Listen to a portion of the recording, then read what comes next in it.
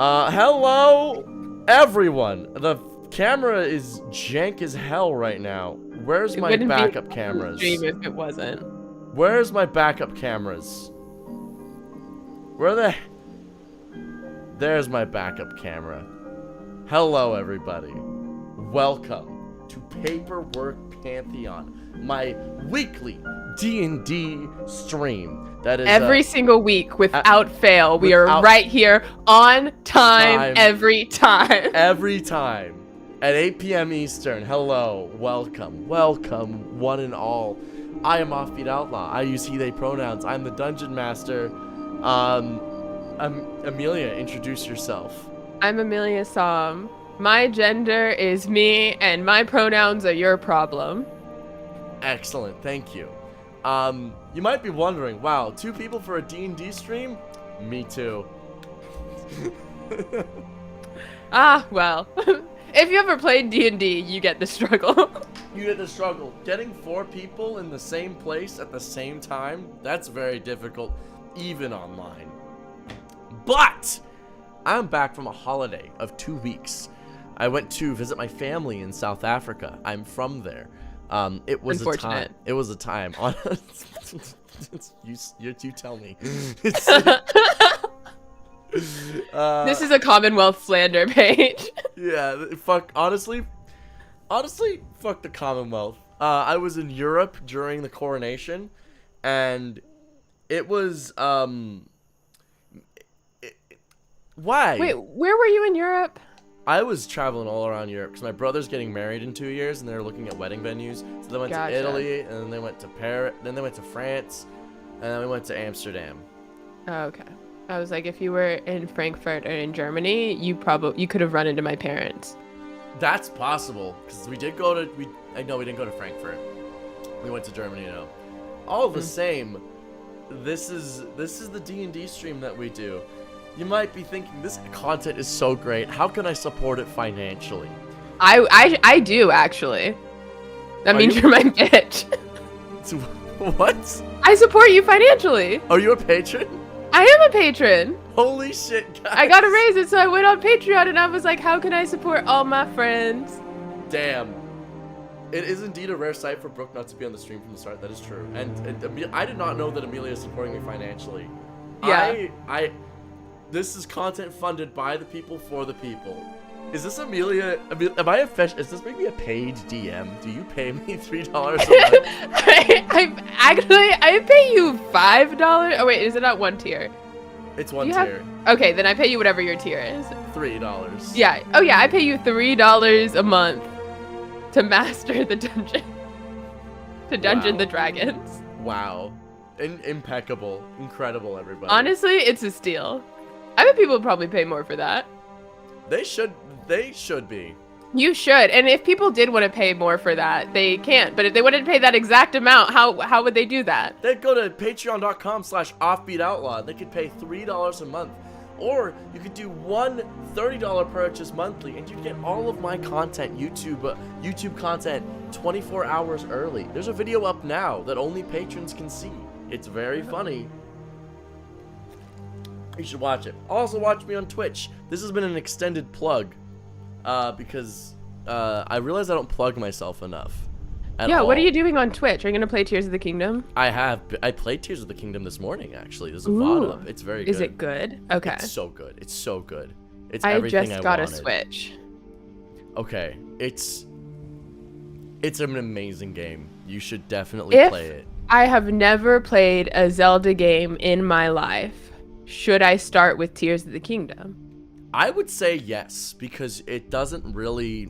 You don't really need to play any other Zelda games. Does playing Breath of the Wild, like, improve your experience playing Tears of the Kingdom?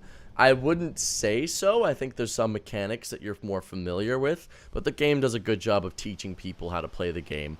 And the story is so simple. You're a twink. You are stuck in an eternal struggle with a dilf. And then there's this hot blonde lady who is like, Link, take this sword and go fight this guy. and then you do, and sometimes she's a ninja, and I learned that by playing Super Smash Bros. Melee. That is true. She is sometimes a ninja. And she and Ganon Daddy, as I've heard him referred to in this new version, they do not like each other. No. And they've not liked each other literally for all of time. But she's always kind of roughly a teenager, and he's always kind of roughly middle-aged. And that doesn't seem to be addressed. Like, he's never a kid. Yeah, there is apparently a time in which he was born. Like in the Ocarina of Time, he was birthed. He is birthed. Who are you chatting? Oh, my neighbor was miming something about mowing the lawn. Oh. And I think she was like trying to see if it was okay because I have my microphone. Either that or she's gonna mow my lawn. I don't know which one, but I'm fine with either. That's crazy. Yeah. But I should say, I'm not used to having neighbors that talk to me. I was really excited, if you could tell. A lot of people like to draw Ganondorf being like some sort of dom for a throuple of Link and Zelda. And to this, I would like to say, Bad. Ganondorf, look, Link is a reincarnation every time. So every Link, that's a new boy. Unless it's like a direct sequel, like with Ocarina of Time to Majora's Mask, Breath of the Wild to Tears of the King. Those times, exactly what I was going to say. Yeah. But every other time, that's a new twink. But that's the same bastard. That's the same crusty old man. Yeah, every fucking time. This is a bastard old man who is being foiled by a litany of twinks. Blonde twinks. Every time he's doing a deed, he's doing some mischievous do, some little twink shows up to stop him. That is not... I would turn evil too, though. I would be so evil, and I would only get more evil if I'm going about my day and I'm doing my evil wiles. And some fucking like 14-year-old little twink just like shows up and ruins everything. Like, nah, fuck him. Yeah, fuck that bitch too. He's... if Ganon's not gay, he's homophobic. That's what I'm trying to say. I think he's gay and homophobic. He might be. He might just want some... He was born. In the lore. He's a Gerudo man. So the Gerudo are typically. So Gerudo are like a race of people in Hylia. They're all women usually. Like they're usually all warrior women. They're all hot all the time. Good, excellent. 12 out of 10. But occasionally a man is born, and then when a man. And he's evil. It's always fucking canon. It's like always been canon every time. Whenever a man is born, he ends the world. Yeah! Wait, how do they get born? Is it like just all like... I don't know. We don't worry about it. No, they send them out into the world to find people. I think they actually... they just go fuck humans. Yeah, I think they actually do intake men from... Imagine being the woman who gives birth to a son. That's the major L. Like, you can't even do anything about it. I don't know how Gerudo chromosomes work, but I assume it's similar since they... No, it has to... I don't know how it works. It's like every 100 years is like the lore. They give birth to a man. Exactly. But also, like, if he's the same one every time, but it's a new Link twink every time... Well, Link dies at the ripe old age of 16 every single time, and they have to keep reincarnating him. Does he really? And Ganon? Yeah. Typically. No, yeah. Really? Well, like, whenever he's 16, sometimes he grows old. Sometimes he does. Like, it's unconfirmed, but like... We just had the potential for a great little bit of lore. We did. I'm sorry, I ruined it. But I was trying to pull one over on you, Brooke. Every time he turns 16, he just drops over. I believed you. I trusted you. I've never played any of these games. My entire knowledge comes from people thirsting on Twitter and Tumblr and Super Smash Bros. Melee, specifically. Also, my neighbor is mowing my lawn for me. That's very sweet.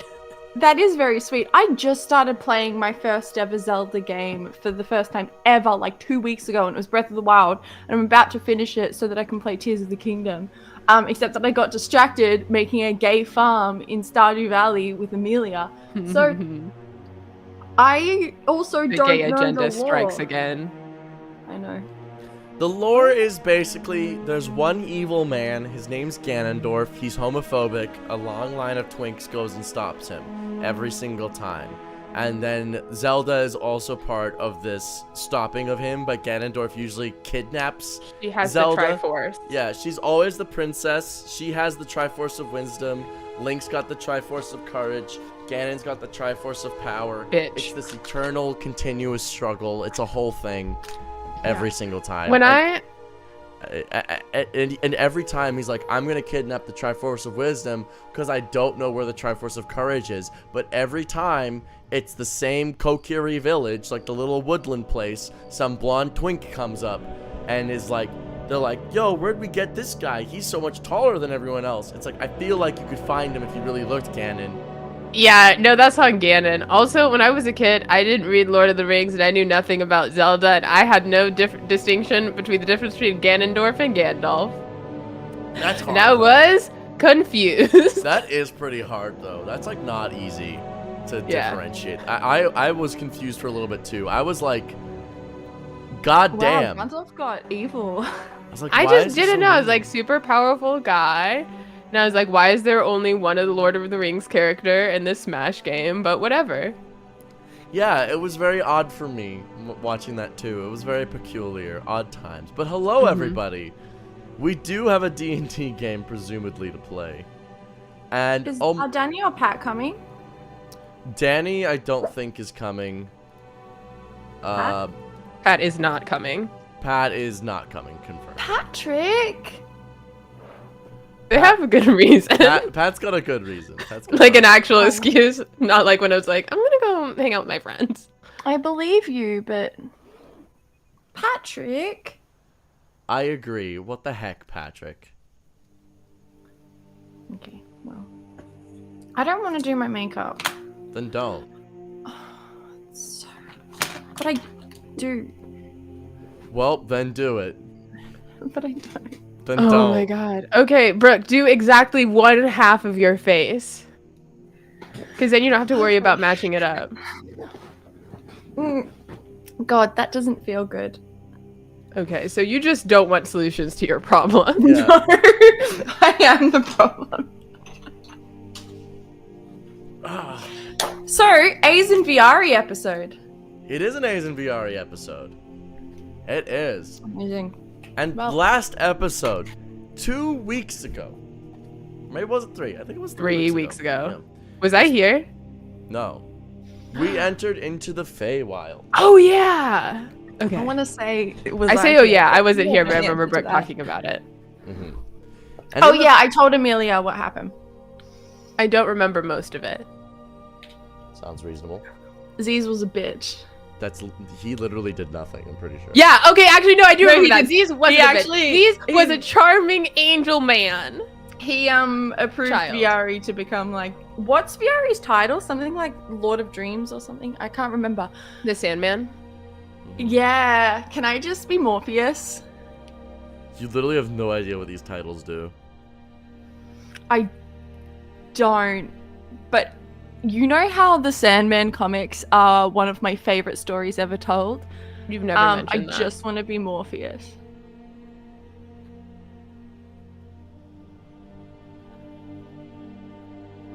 We're gonna sit in this moment, and I'd like for chat to realize this is what it's like to have players. You're like, here's a bunch of lore, and they're like, what if it was this book series instead that I'm obsessed with? And you're like, that's not me." true. That's why I I'm don't obsessed read with books. your lore as well. And I've And never I- once asked you to make this The Locked Tomb, which is the only book series I've read in the past year. No, instead you just dyed There's your not hair red. to nearly look like enough idiot. lesbians. I did that on my own time. I didn't do that on Offbeat's time. I haven't even asked for any more lesbians in this. That's good to know, I guess. You can ask for lesbians. I don't need lesbians. I I've ask got for Z's, lesbians and that's all a the time. handful. That's Oh, Offbeat made me cry last game. That's right. I did? The Nice. princess. Oh yeah, you had a flashback dream sequence with the princess. That was mean. Also, is Viari native to the dreaming? Hey, Offbeat, can we just skip over this whole playing nonsense and you just tell me what everything happened? Yeah, so Yeah, can you just confirm or deny my theories, my fan theories? yeah, it seems like Brooke hates actually playing the game and just likes asking questions about weird Yeah. puzzles. No, I do like playing. We should play. We should We play should? Dungeons and So, Dragons. are we sure? I was Mhm. interested in doing that. Okay. I'm just adding this to my D&D background music playlist. Nice. I'm looking at my notes to see if I took note on what my title was. I doubt it. All right. So, you were all taking a sleep breather in the court of the Beetle. Ace, you awake to find yourself in the court of the Beetle, a place that you've known but never been to. Oh, and I was like asleep? Yeah, you woke up. You're like asleep. As you open your eyes, you see before them, you only see what looks to be playing cards, completely consuming your vision. You see an ace and a king. Which card do you focus on? Ace. All right. Write down ace in your inventory, please. Is this something you both know what it is, but I don't? Don't worry about it. Okay. Why would I ever? Don't worry about it. Why would I ever tell you anything truthful in this case, Brooke? I don't like it when it's you two. I don't like it when you two specifically are the other two people in this game because both of you have far too much joy tormenting me. I would never. You are the living definition of I'm gonna make problems for myself. Literally. Offbeat and I, perfect angels. Angel always. Saints, even. If there was I'm the one who's supposed to be the god of lies. None of this bullshit. What is it? It's angels, if Brooke saints, needed even. to go up a floor and her options were an elevator and a staircase, she'd choose to sit and cry. That's all I'm gonna say. Well, fuck me, I guess. I can Redacted. go. I can go. You should stay. You can stay. No, it's cool. It's all right. No, the one person who shows up every single week, maybe not always on time. I'll admit, every single week. I could just fuck off right now if you'd like. No. Is it up to me? Is that what you're saying? Yeah. Then stay. Fuck. Wild how that I works wanted out. an excuse to leave the call, to be honest. Yeah, I know you did. But I don't play your silly games. But Ace, you wake up. You choose the ace with your mind. It folds into a little envelope. And it flies almost behind your vision. Stored in the back of your head. But then you wake. You are up. You're in the court of the Beetle. A place that you've heard, but a place that you've never been to. You know it to be the court of the people of the Fae, representing all major doings and comings and goings of Faean folk, their needs when representing to the court of Lady Luna, the court of the Moth.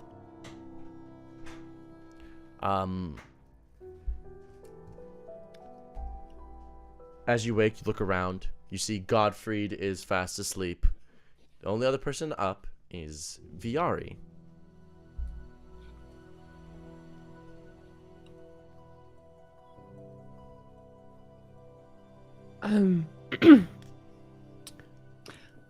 When did we? Yes. Hi. When did we get here? Just When did you get here? now? Oh, did Al send you down? I don't remember. Right.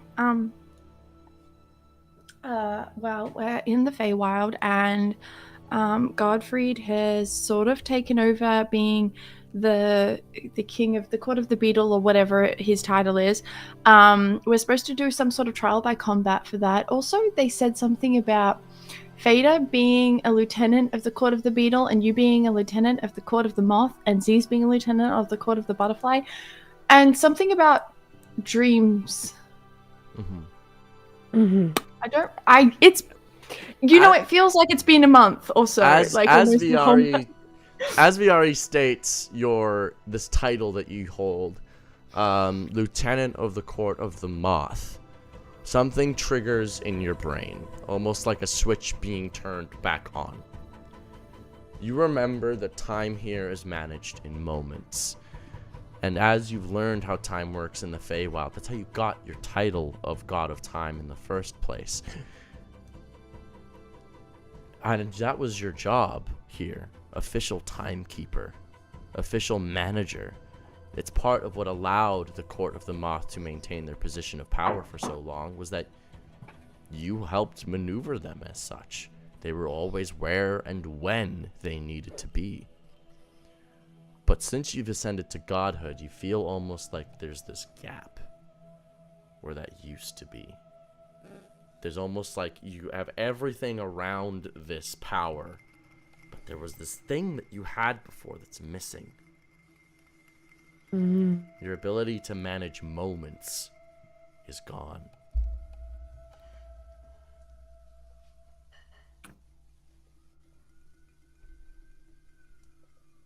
I think someone took something from me. The last time you were here. Yes. So, did we have a plan when coming here, or are we just here to be here? I'm pretty sure we did, but my memory's a little foggy. Yeah, this does that. Yeah. You were coming here to check out the other Fey spirits, get information on the Fey spirit of fortune and greed, and figure out if there are any others currently affecting Mad Max world, basically.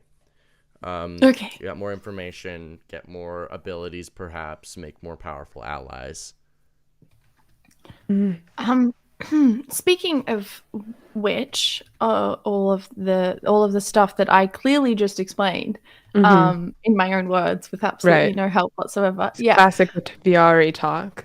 Yeah. Are there any rules that I should be aware of aside from don't say thank you, don't eat the food, and don't make deals? Was there another one? Oh, there's so many. You really just gotta catch the vibe. Great. Yeah, I think. Well, maybe we should do all the talking. I don't know if I'm at present going to be useful in that. Why? Because I'm in my present aspect. Which aspect would be helpful? The future. Oh. Why? Because I'm more persuasive. Oh, I see. Okay, well, so great. Look, just try not to dig yourself too deep of a hole, and whatever you get into, I'll try and get you out. Spent, literally countless years here, so can figure it out. Yeah. Also, one more thing. Ziz is here? Oh. How do we handle feel? that, can't you? Yeah, are they causing problems? No, actually, they approved me to get my title or whatever for the dream thing. Honestly, I don't really care about that. But you can handle that, can't you? You can I can always handle these, so. Okay, great. Because having complications around just makes me a little nervous, but trust you. Yeah, I've got it. What if, so we're looking for Fey spirits, powerful spirits. What if we went by the Court of the Moth and just saw what was going on there? See if any of those things are affecting the world. Okay. Yeah, you know this place better than I do, so I am apparently the least Fey person to have ever existed in like the history of everything, which is it's so funny to me. But Okay, should we wake up? do you speak Quarry?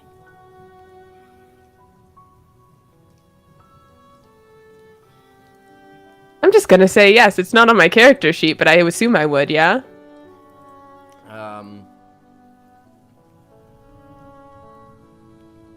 Yes. But it's not a language that you can speak freely. Yeah. In a way. What does that mean? It's just weird. Everything here is weird. Only when you dream? Yeah.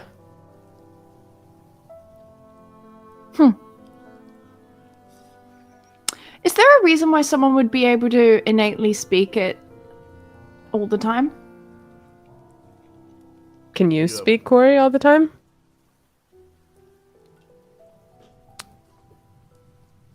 Not that I know of, but you're pretty weird, so Thanks. feel like it's probably something to do with that. Yeah, I'm just wondering if it has something to do with my parents. Oh, probably. Yeah.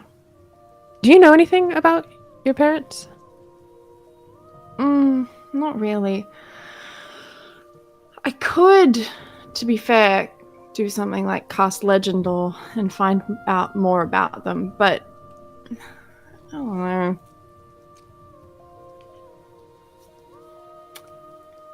Al, it feels like one of those things that like Al will tell me when the time is right. Have you asked? Yeah.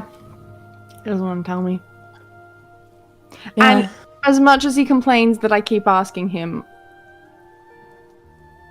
I haven't cast legend lore, so I just kind of trust that I will find out. Well, that seems on brand for the both of you. So let's head. Yeah. Sorry. Let's go on. head and Let's try go. not to speak to anyone unless they speak to you, and even then, I really just think about the words before you say them. Okay, yeah. No, I considered trying to give Godfried my name, but apparently that's a bad idea. Also, Al is following. Hello. Wait, is Al here? You see him in like a little bumblebee form. I'm not allowed Can he to be have a any. firefly? Yeah, it can be a little firefly. I'm not allowed to have any power here whatsoever, but I've never been by myself. So fascinating. That Cool. might be kind of my fault that he's not allowed to ever have power here. But No, I shouldn't. Don't let me, you know. Not going to. But yes.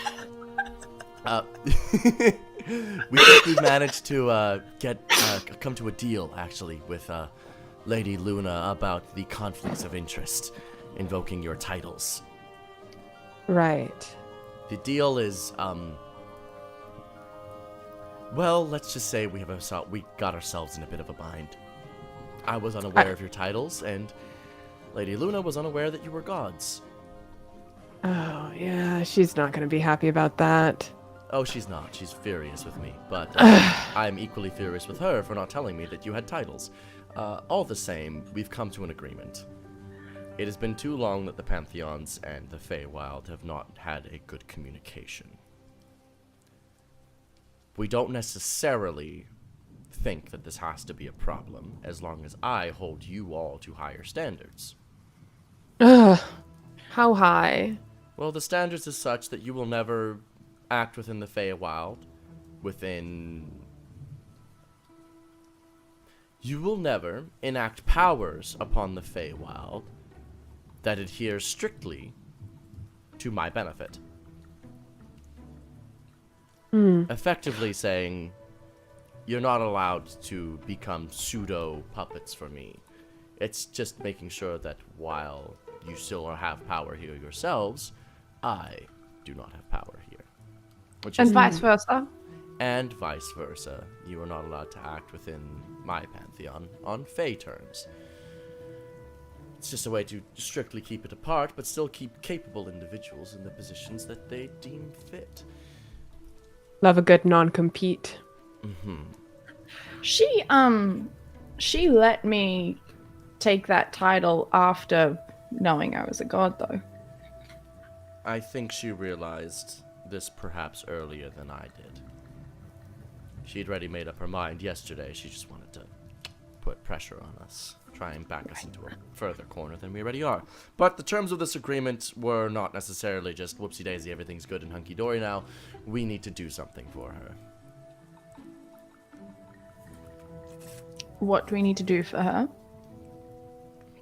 Oh, I'm not allowed to say. You have to go talk to her. Okay, great. Okay, that's 2 votes for Court of the Moth. Let's go to the Court of the Moth. And so you guys leave the Court of the Beetle. You see the great statue of its founder, a 20-foot tall dung beetle, hoisting its ball of poop way above its head in an atlas pose that is in itself over 30 feet tall. And sitting atop of it is a torch blazing bright. And so you slowly navigate your way to the Court of the Moth. The pathway, it starts off confusing and dirt, but soon makes way to cobblestone and more rigid structure. Can I vibe check in any way how much time has passed since I was last here? Insight. Oh, where are dice? Insight or Arcana? Probably Arcana. Oh, for sure, Arcana. Shit. That's a 19.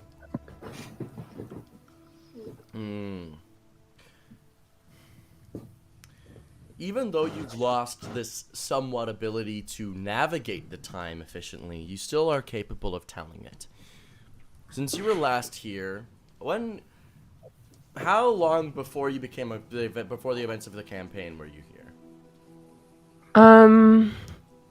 I think probably like several months in like regular time. I feel like if A's had an idea that they were at some point going to be a god, which I assume they did leading up to it, they would have gone back to the Feywild to like kind of square away some affairs. Okay. It's been about since those events happened. I asked Lexi to bring me a coat, pretty please, and she did, and this is why I love my girlfriend so very much. It's been about, I'd say 50 years, if that makes sense. It's been like half a generation or so. So things are different. Things have moved along a decent amount. The court's powers don't really shift, though, while the political topics are different, if that makes sense. Yeah, because all the people who are in charge here are old as balls anyway. Yeah. But you make your way to the Court of the Moth. Go to the front gate again, the front gate where you guys I think you guys did like some sort of magic trick and wowed them or something stupid. I don't know. Was this something else? Am I conflating campaigns here? Maybe. You might be. I'm gonna add it. I choose to believe you guys did a magic trick. I choose to believe there were wasps. There were wasp guards, and you guys did some goofy shit with it. Am I making this up? Did I dream? No, we might have. No, I remember that, and I was there. Shut the fuck up. You make your way up. You go past the wasp guards. They give you a quick salute recognizing your position, and then they look at you, A's, and they do like actually like a bow. Like they, instead of just like the salute, they do a deep bow, and then they straighten their position. The other one elbows the other to fix their badge, which they promptly do. Yeah. Just give a little like smirk and kind of a nod, and then I like give a little to Viari. I'm going to form a mental connection with A's real quick. Is there anything I should know about what your title entails? I know it's super high ranking. Yeah, it's just, I mean, I basically did for them what I do for Alistair. It's not really that big of a deal.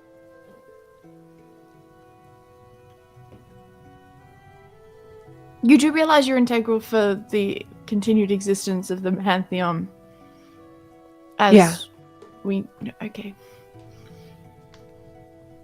Not a big deal. Just be cool. Okay. I can do that.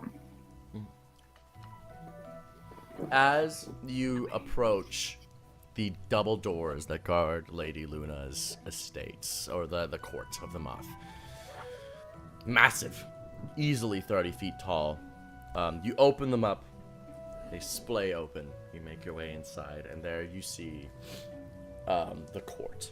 The court is comprised of lots of little bug people. Some older, some younger, some humanoids lining in their chairs and rabble-rousing.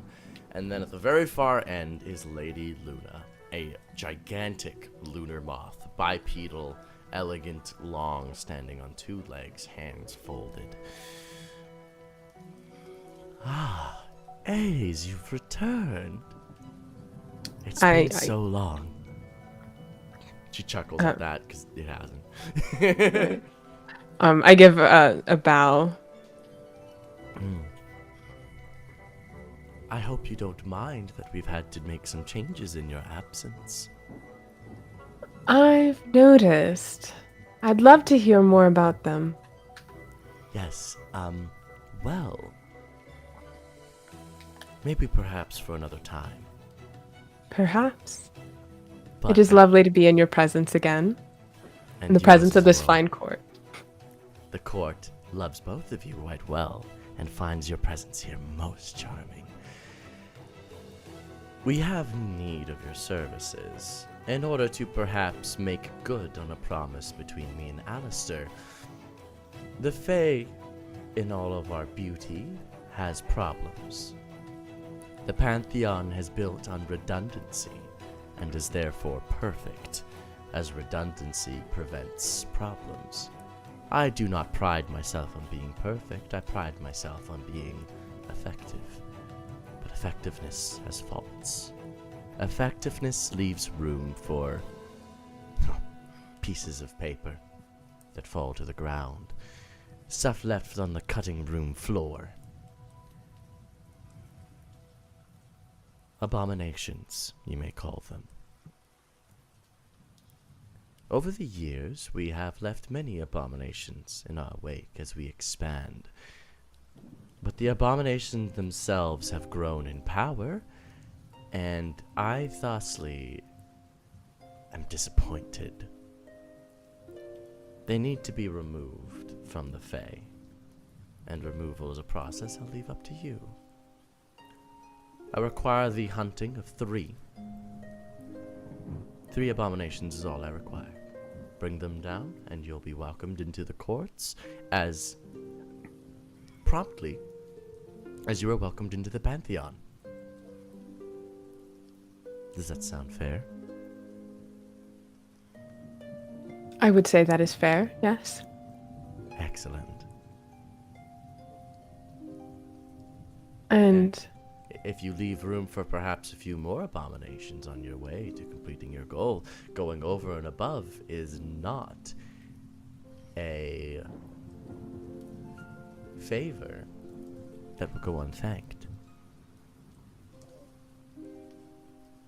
am I correct to assume that going above and beyond could lead to additional conversations about how we can make sure this relationship between perfection and effectiveness remains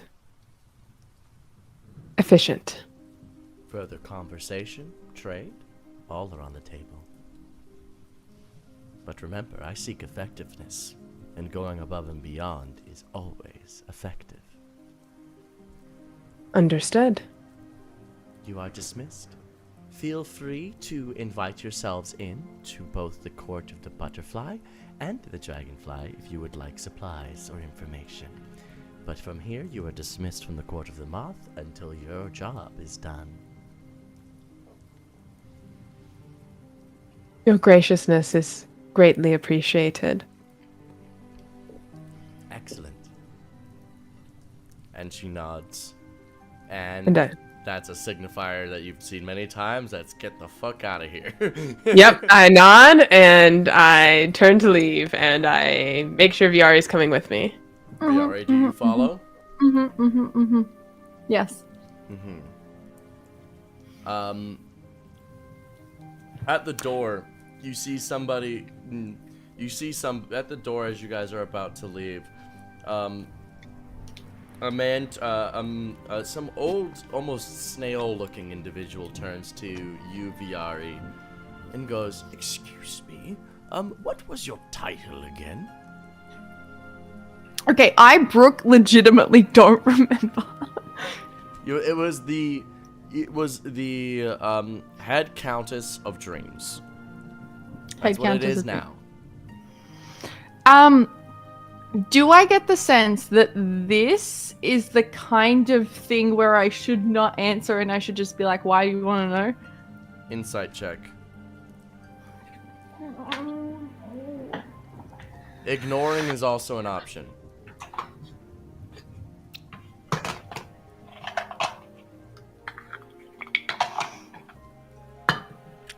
Fuck. What? God damn it. God fucking damn it. That's a 1. You got no fucking clue. You I can't am make just heads or going. tails of this place. I'm just going to go like. And then keep walking.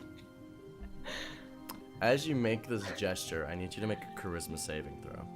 Why? I don't want to. Stop it. Yes, Wait, you is this do. a magical effect? Is this a magical effect? Mm-mm. It's not? It's not a spell or magical effect? Okay. How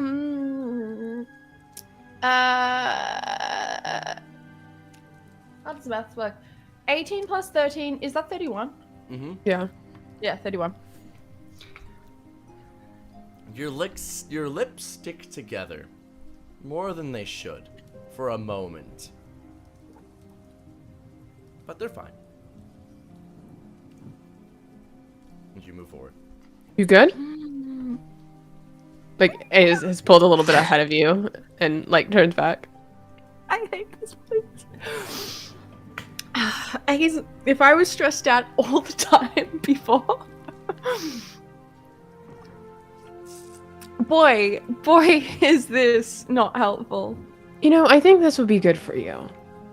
When I first came here, I was very high-strung, and now I'm just a different flavor of high-strung. I miss the Pantheon. Oh, come on. Pantheon doesn't have trees like this. And I'm just gonna, like, hold my hand out and wait for something weird to happen. As you point at the tree beside you, it's a big old mushroom. It turns around, actually, and it's a big old happy face on it. And it opens its mouth, and it's got a whole bunch of little mushroom guys inside of it who also turn and wave with big smiles on their faces. That shit's fucking adorable. Okay, at least I know what's happening when I'm in the Pantheon. At least I have some sense of the rules. In fact, the rules are very clear. The rules all are the time. boring. The rules are so They're boring in the nice. Pantheon. I don't mind them, to be totally honest. That's because I grew up with them, and they always benefited me, okay? I was going to say that's because, you know, you're a little... You could loosen up a bit. Probably, but that doesn't. This is the place where you loosen my up. brain. It does here. It actually can. I actually don't want my brain reprogrammed. I'm happy being as cautious as I am, actually. Oh, is And this I'm- happiness? Is that the emotion you're experiencing? You know full well that you're taking what I said and twisting the context to I suit your own know. agenda. I've missed the Feywild so much. I've not been legitimately this excited. It's like going back home.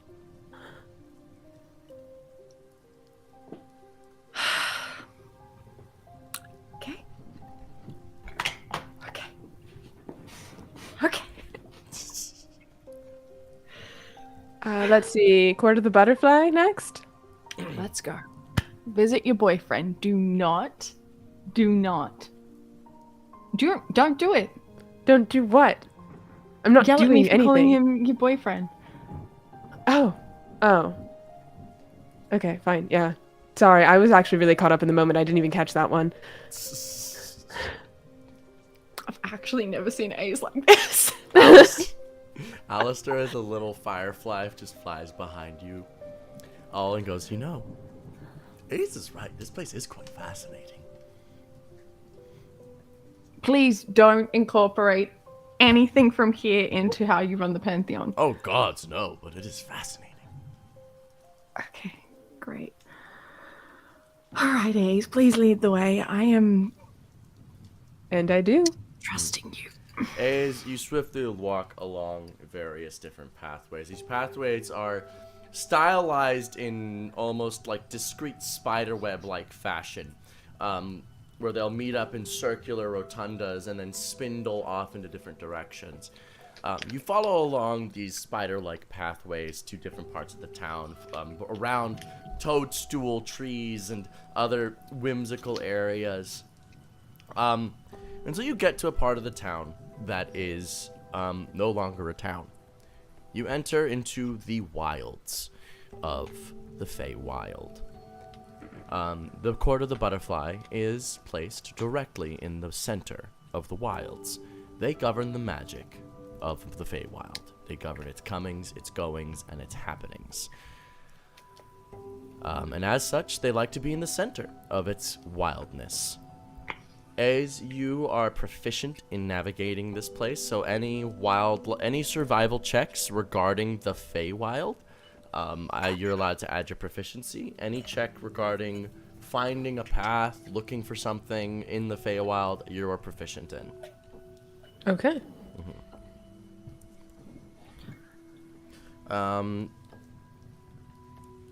Currently, you do not following know the lead. where to go, as it's known to move.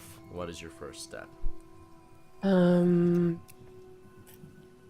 I think I want to look around and see what the flora and fauna is sort of pointing toward. If this is the center of magic, I imagine it'll be like sort of like sunflowers go toward the sun. There's probably something to see. Make a survival check, please, or a nature check. Both you may add your proficiency. I'll do survival. Oh wait, actually no, I'll do nature if I can add the proficiency. Ooh, natural 20. So that is a 31. You look around. Nature. And you know that in the Feywild things are magic flows through the earth most well. And you look down at the ground and you see mushrooms. As they populate everything here.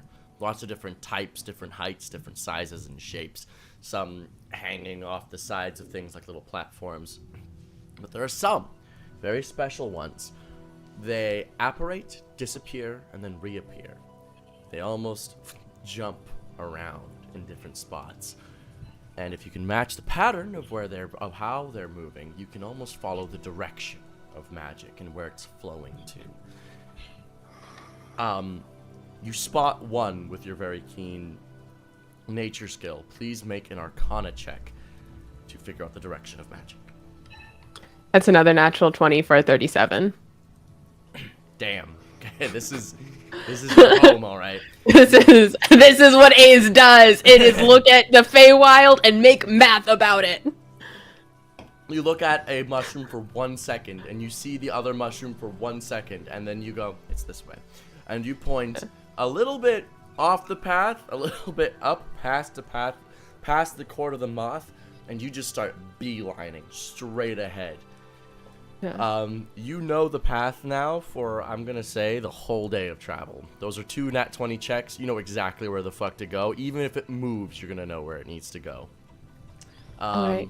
Viari, just walk in my footsteps. And like Aze is trying to like explain how they know where to go, but it's like, okay, so this mushroom, and then they kind of keep trailing off on their sentences and like jumbling a bunch of things, so it is probably incredibly incoherent to follow. Okay. All right. And I do my best to follow in Aza's footsteps. All right. You follow. Aces, for their rambling and explanation, they're doing a damn fine job of guiding. So you are being very successful at this. As you begin making your way, though, to the Court of the Butterfly, after about an hour of traveling, the toadstools change from massive, towering mushrooms to they begin to slowly peel down, getting shorter and shorter. Now you'd say maybe they're about the height of a house rather than the height of skyscrapers up into the air. And you're starting Just to see like other Minecraft. just like Minecraft. And you're starting to see lots of other fauna appear as well. Lots of like leafy plants, foliage, berries, that type of thing. And scurrying along the ground, there's usually just little plant creatures that kind of appear and run around in their little homes. You're starting to see a wider variety as well. It seems as though mushrooms very much dominate the court of the moth. And now the little mushroom creatures are being, I wouldn't say replaced, but like in your vision, you're seeing them replaced with like more like flower creatures and whatnot. You see like a little dandelion type guy holding on to a little floating seed pod land on a little frog creature, and then the seed sprouts roots and skewers the frog on it before burying its corpse in the ground and feeding off of it. And you watch blood trickle up the sides of the little roots that just formed. Isn't it amazing? Nature here just gets it. You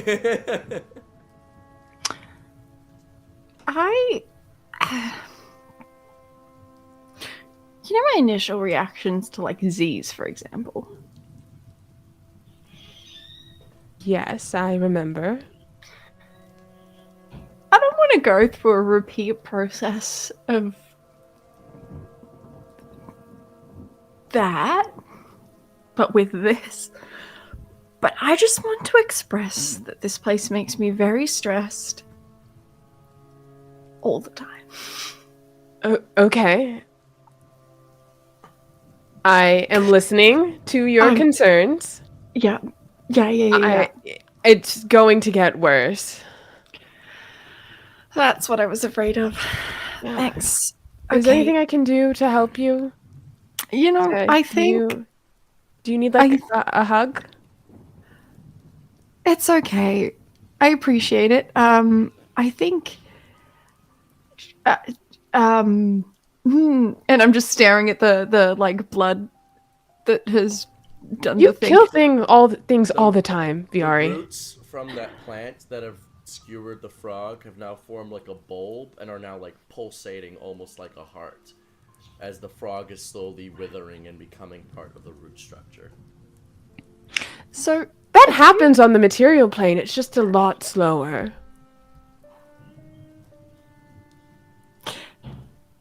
So, a few minutes ago... Oh, sorry, 1 sec. Sorry, my housemate just walked in and I had to, like, wave. And I wasn't sure if she was going to come in. A few minutes ago, I had an interaction with another individual who... asked me for my title, and I didn't know if they were going to try to steal my name or my title or something. And then I went like this, and it's almost stuck together.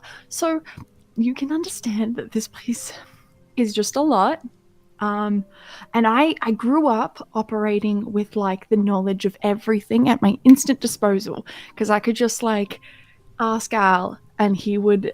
Well, he didn't know. Oh, I see. You know? You're experiencing gifted kid burnout, and I've been there too, Viari.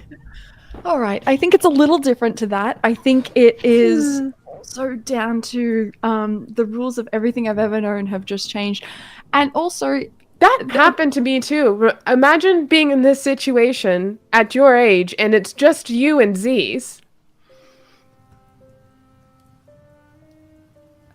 oh, my respect for you just got higher. Well, I appreciate that. I really do. That's very ingenuitive. What's the word I'm looking for? Can't tell ya. Okay, well, The way you said that made it sound like you knew, but didn't want to tell her. okay, all right, I'm just following you.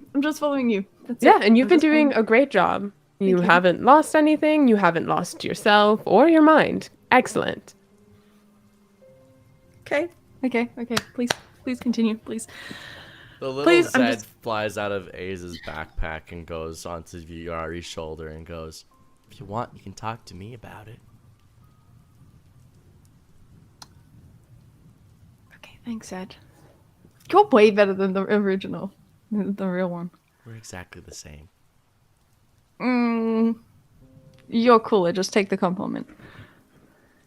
No. Anyway. You guys keep walking.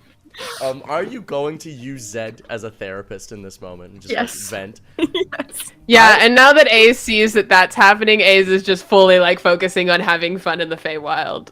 Okay. As you do that, I'm gonna say, Viari, as you vent to Z's, you get a +1 bonus to wisdom saves in the Feywild for a day. Thank you. I already have advantage on all wisdom saves, so that's nice. Yeah, you're honestly pretty safe from bullshit here, not gonna lie. You're fine. That's I why don't Ace feel isn't worried. Ace thinks you're doing great. Yeah. You guys have been hyping up this location for literally months, and Offbeat, I am the only player Offbeat hasn't told a single thing to about the Feywild, so Brooke is nervous because I cannot have my little precious I'm just the slut for the butterfly. Feywild. It doesn't matter what Offbeat tells me about this. I'm always gonna go Yeah. hard. I honestly haven't told Amelia much. Amelia's No. just like, Oh. this I'm place just- fucks. This place place fucks. fucks so hard. I'm here for it. Also, I'm here. I'm clear. I'm ready to go. Yeah. You know how you said at one point that this is like outside of this, but you were gonna steal stuff from my campaign setting. Is that coming up here? No. Turn brick into a plant. Turn brick. Do not into turn me plant. into I a know. plant. I'm I'm gonna be not turning you so into a mad if plant. you introduce the blooming into your setting and I have to deal No, the with thing I this shit. stole. The thing I stole from your campaign setting was spell redirection. There's you wish you only were a on the plant fractal now. layer. I know, and I stole that and I used it as armor instead. It's bullshit. You already encountered it. Oh, I thought you were gonna make us do it. I thought that was just like in You the faced Feywild, that in you the were gonna first make us- arc. Oh my Oh god. my god. I thought you were gonna make us do it here. It's Oh my okay. god. Whatever. As you guys keep moving forward, you letting Z's deal with Viari's anxiety in the moment. You come across something that actually does make you a little bit nervous. Being very in tune with the Feywild, you know when things are wrong. And you get that sense of wrongness that's happening right now. Lady Luna would have described it as an aberration. You see one in the distance, about 500 feet out. It looks like, remember early artificial intelligence videos where it looked like you'd say like, look for a dog in this video, and then it would just find these dogs in like videos of people, and it looked really gross and weird. Yeah. Like that. Or like, you know, Like data now- moshing? Yeah, data moshing kind of. Yeah. I didn't know the word for it. And it kind of like, you know, it's just like like how modern stuff, hands just look horrible. Yeah. It looks sort of like some sort of hand dog creature is crawling along and glitching through existence. They fucking mid-journeyed the Feywild. They mid-journeyed the Feywild. As it sort of glitches through, you watch as this creature, an appendage, sort of lashes out and rips off a chunk of the nearest toadstool tree, and it absorbs it into its existence. And everything it seems to touch just withers and dies nearly instantaneously. Hey. It's 500 feet out though, and it does not seem to have your attention. You can just pass by it. You can engage it. It's up to you guys. Hey. Mm-hmm. Do you think we could, as opposed to destroying these things, redirect some of this energy? What do you mean by that? Well, I'm thinking we give it a new home. I'm going to need you to expand. Alistair pipes up, where the hell do you think this new home is going to be? Because if that is anywhere near my Pantheon, I will have your head in a platter served to your own corpse. Okay, sure. I was just thinking, I need nightmares. We can Viari, lock them up in their own little part of dreams. I don't think taking something that is fundamentally mutating reality around it and trying to lock it up is a good idea at all. I also... That is a mistake. Lady Moth was pretty clear, and I don't want to risk running afoul on our end of the deal. If my Pantheon is paper and the work that you all do is ink, that is a goddamn hole. Do not let that thing anywhere near my Pantheon. Fine. I do think we should go stab it, though. That's fair. I don't really want to touch it, but that's... You're not wrong. Okay. Alright. I'm gonna just snap some stuff into existence. I would like a simulacrum and an echo and... I don't know, preparatory steps. Stuff. It's 500 Yes. feet out and hasn't noticed you guys yet, so you take some prep time. Ace, do you have any prep you'd like to do? Okay, I already Do you have an echo on this sheet? I do not. I don't want that thing getting anywhere near us. I don't want it being able to touch us. I'm thinking of ghost lancing. Cool. I mean, I can just Eldritch Blast it to hell. That's good. But this is... I'm sort of in a melee build right now, so... Oh, great. Cool. Well... and then I'll... And we're 500 feet out, but if we start approaching, I'll start my blade song then. Okay. Yeah, I will hold off anything with a timer on it. I'll hold off until we get closer. So, like, Spirit Shroud. Okay. Yeah. So you guys are going to attempt to approach it. Yes. Yeah, can we do it stealthily? I'd love to do it stealthily. Please roll stealth checks, please. Can I be invisible and my simulacrum for Yeah. advantage? Okay. That's one of your... That's one of the ones that I get to just do infinitely Yeah, because my... Invocation. Would you believe me if I told you I rolled another nat 20? I would, because it's the most... Yeah, I didn't. I rolled a 4. That's why we would believe you, though. If anything, that's exactly why we would. Yeah, because you would also be the one to roll another nat 20. So you rolled a 4 plus what? 2, 6. So I didn't think that would really change much in that situation. I mean, it doesn't. I just wanted to know. Yeah, no, that's good. That's fair.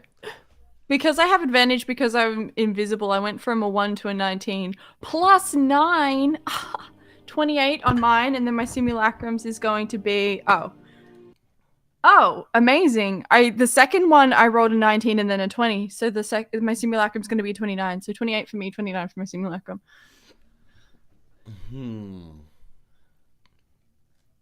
So, Viari, you are hidden. Amelia, Ace. Mm-hmm. Can I assist Ace? Take the help action. That would make one of you not hiding. Oh, okay. It's okay. I'll take the L. I'm trying to find some good music for this thing. We're just gonna stick with some classics for now.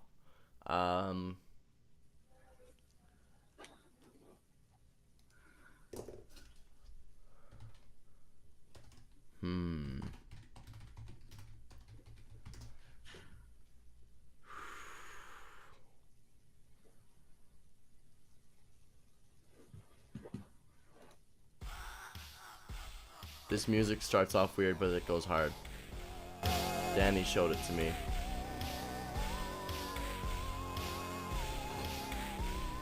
It starts off goofy, but it does go hard. I pinky promise.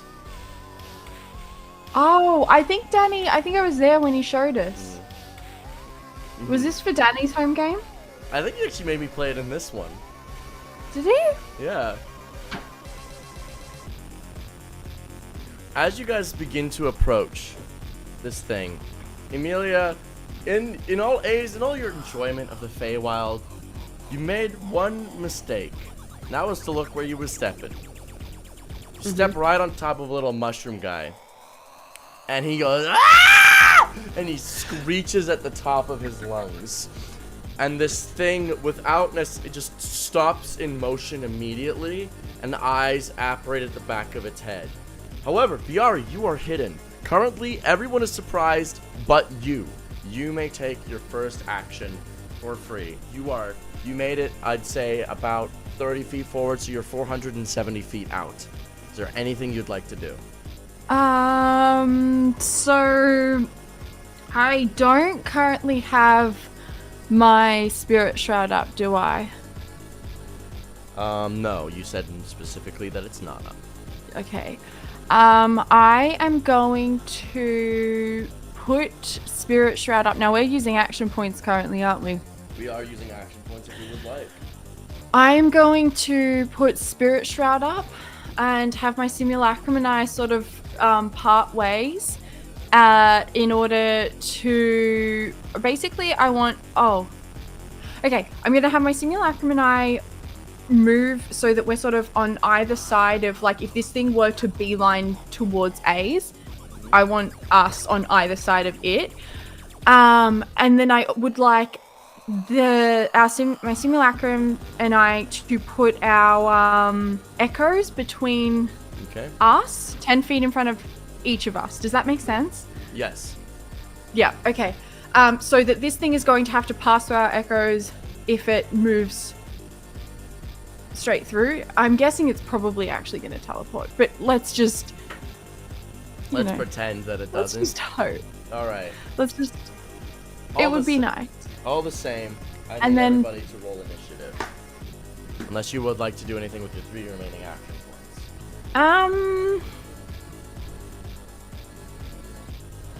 No, I feel like I shouldn't because I need to save it for a reaction.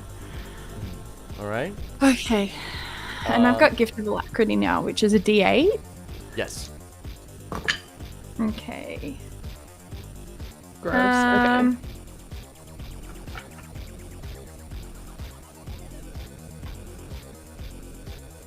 18. I love having Gift of Alacrity because that was going to be way worse. I also have Gift of Alacrity, and I have an 11. Oh. Alright. Yeah, mine was going to be a 13.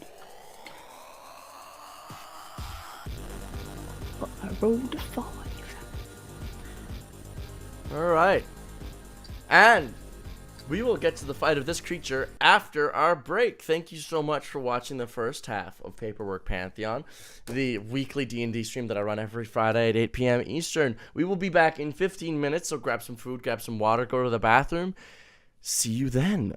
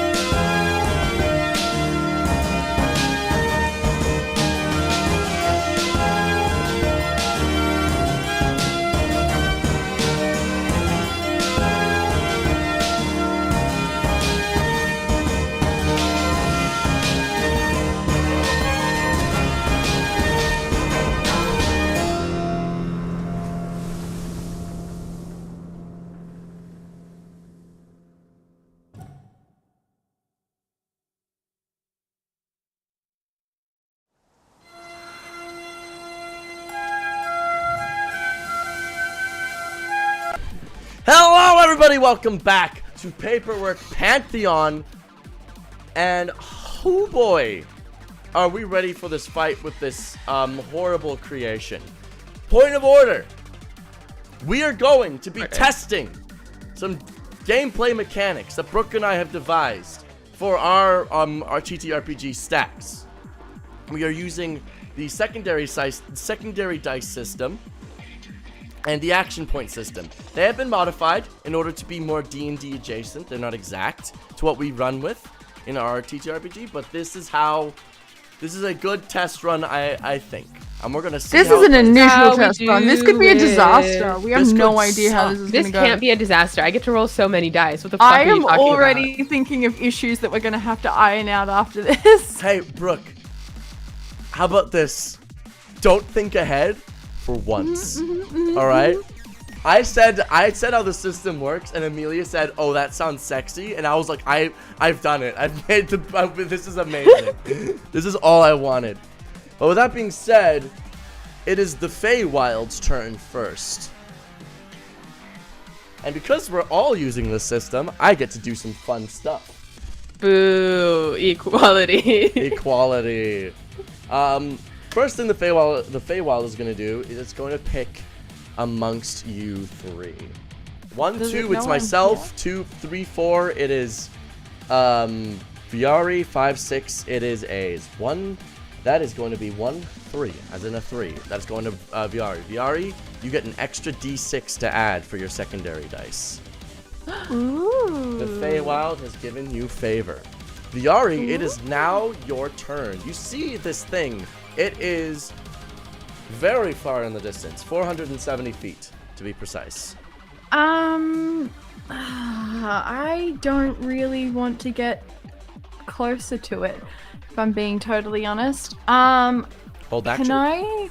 Yeah, well, yeah, but if okay, question actually, I never thought this through. So with the action point system, do I have to spend action points to take? Just like in D&D, you gotta spend your action to hold your action to use your Or reaction. I can just keep it for multiple reactions. Yes.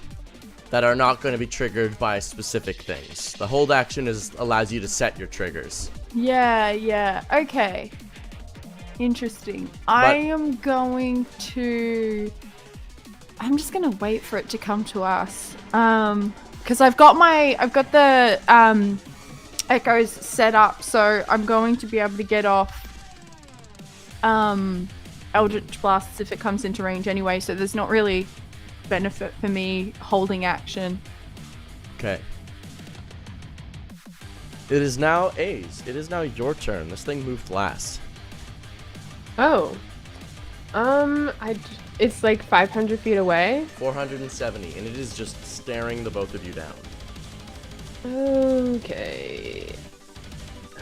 What are you holding your action for, Viari? I'm waiting for it to get closer to us. I don't want to walk into its, like, if it has lair actions or something, I don't want to walk into its territory. Yeah, I'm also gonna wait. I'm gonna wait for it to creepily teleport immediately into our faces. Yeah. But barring that, as soon if it gets near, so predictable. Yeah.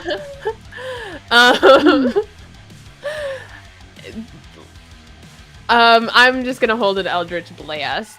All right. For what trigger? If it gets to creepily teleport into our faces. Yeah. Well, no, if it doesn't do that? if it gets within a blast radius, I'm blasted. All right, 120 feet. Yeah.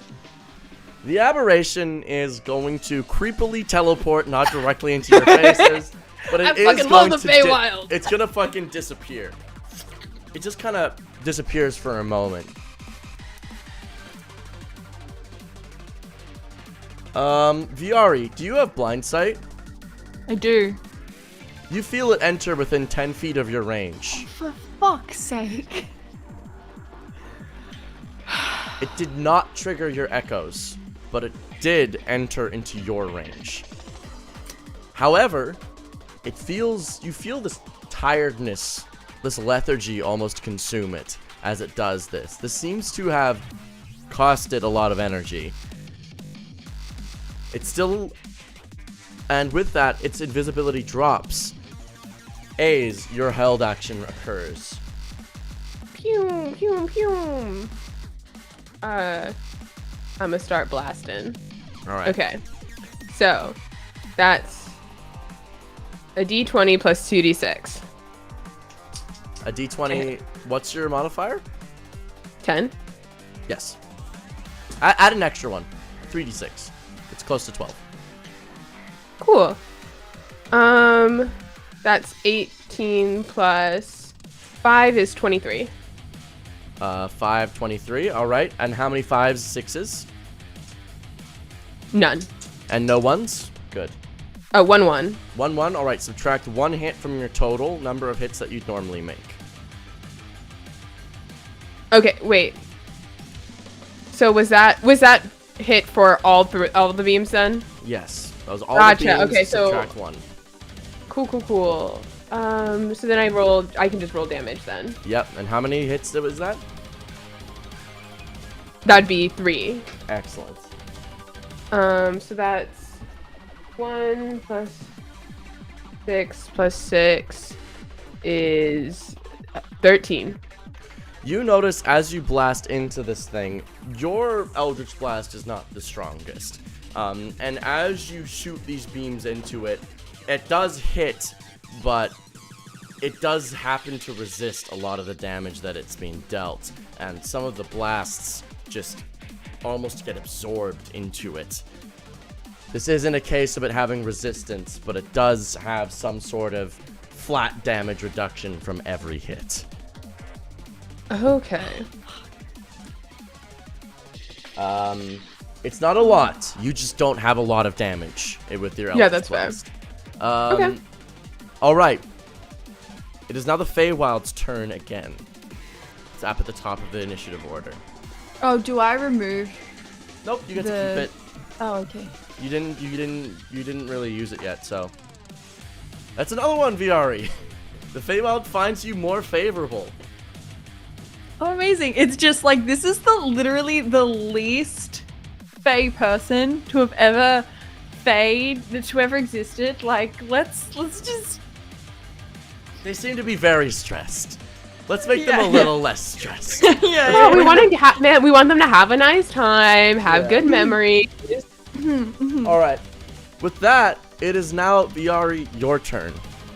Okay, so from what I understand, that would mean I'm rolling a d20 plus 6d6 because I would have 4 for myself plus the additional 2 that the Feywild has just given me. Okay, cool.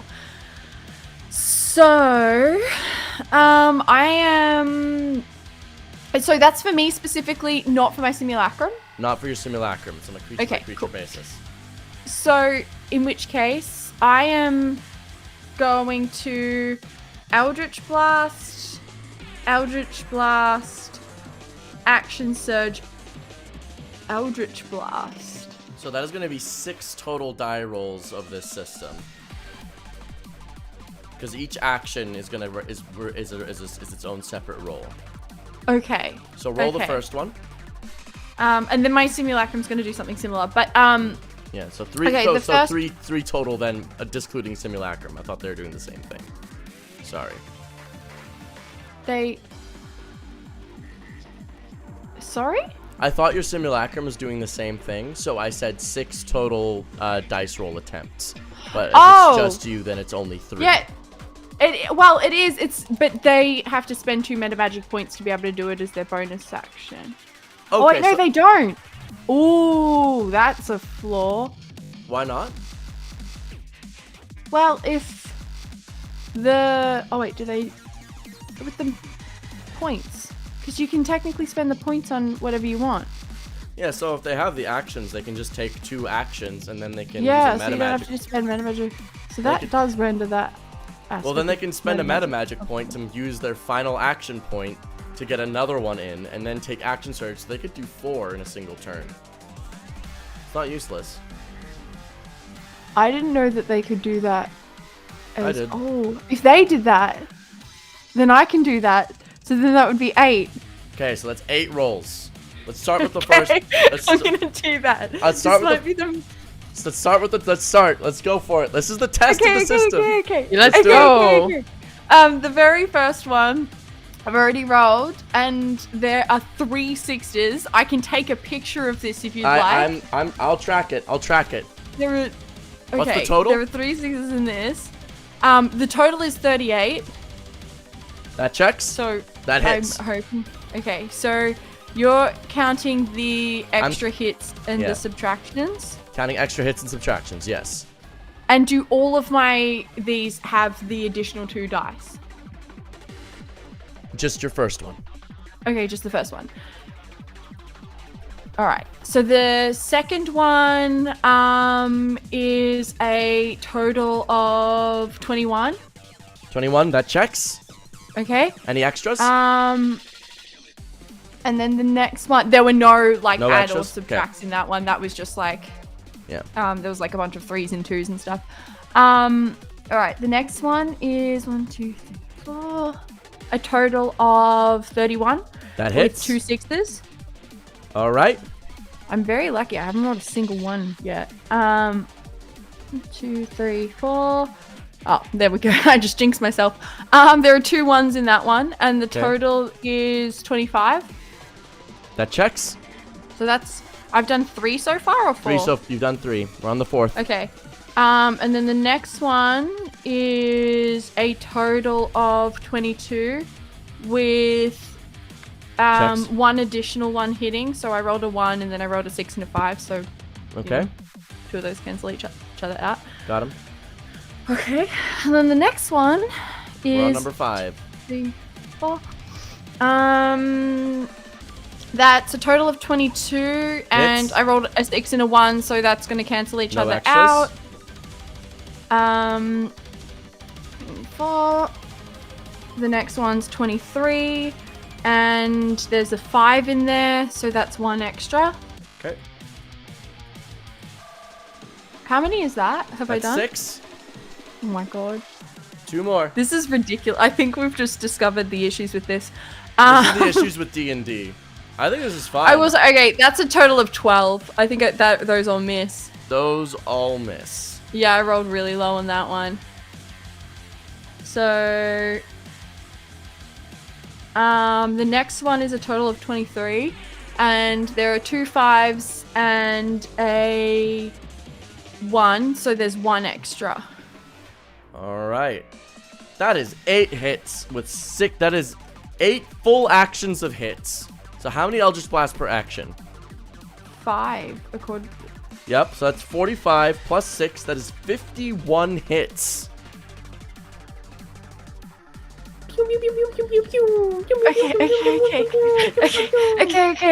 Okay.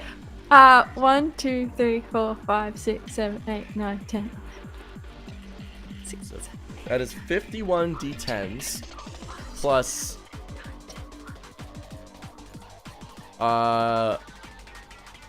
Plus 102 2 d8s. Yes.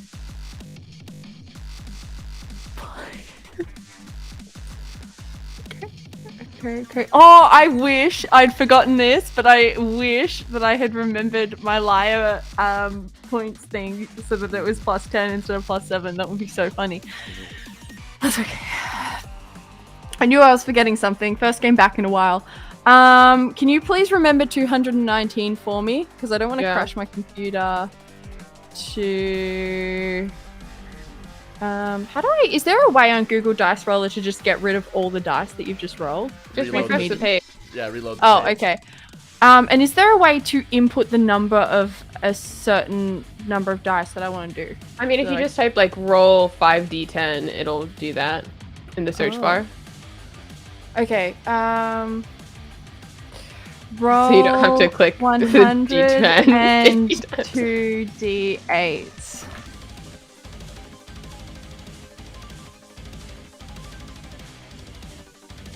Whoa, there's Okay, a rolled tuner built into 1d6 Google instead search. of 102 d8s. Okay, that's not working. Alright, 1, 2, 3, 4, 5, 6, 7, 8, 9, 10. 1, 2, 3, 4, 5, 6, 7, 8, 9, 10. 1, 2, 3, 4, 5, 6, 7, 8, 9, 10. 1, 2, 3, 4, 5, 6, 7, 8, 9, 10. 1, 2, 3, 4, 5, 6, 7, 8, 9, 10. 1, 2, 3, 4, 5, 6, 7, 8, 9, 10. 1, 2, 3, 4, 5, 6, 7, 8, 9, 10. 1, 2, 3, 4, 5, 6, 7, 8, 9, 10. 1, 2, 3, 4, 5, 6, 7, 8, 9, 10. 1, 2. 1, 2.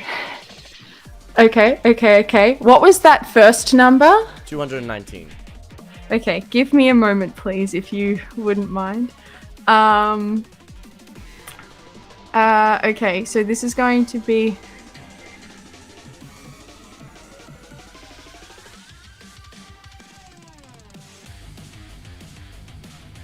Wait. Hold on. Sorry.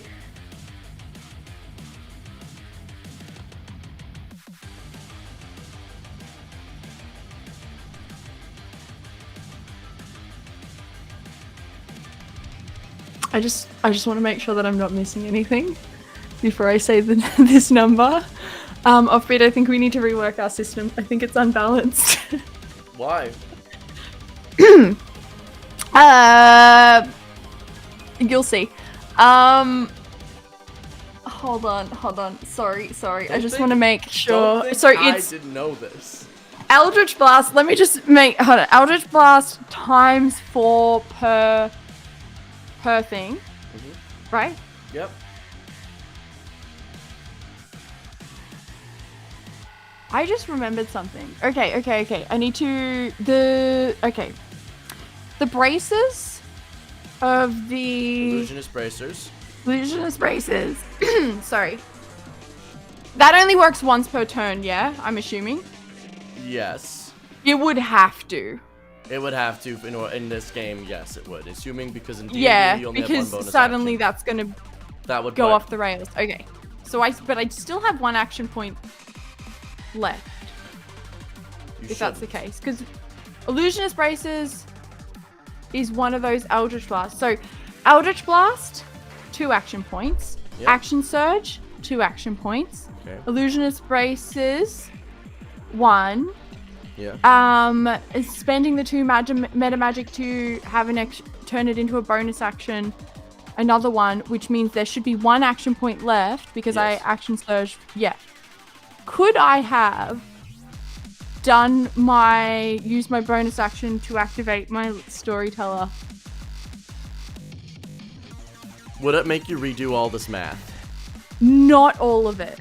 How It much would be I would just be adding a different number. Sure. I'll allow it. Okay. Thank you.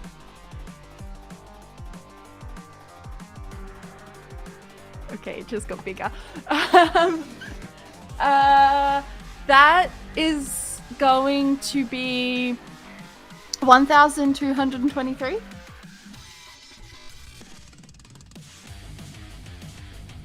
You're the best of me. Don't worry, I didn't forget my plus 12. I was gonna actually ask.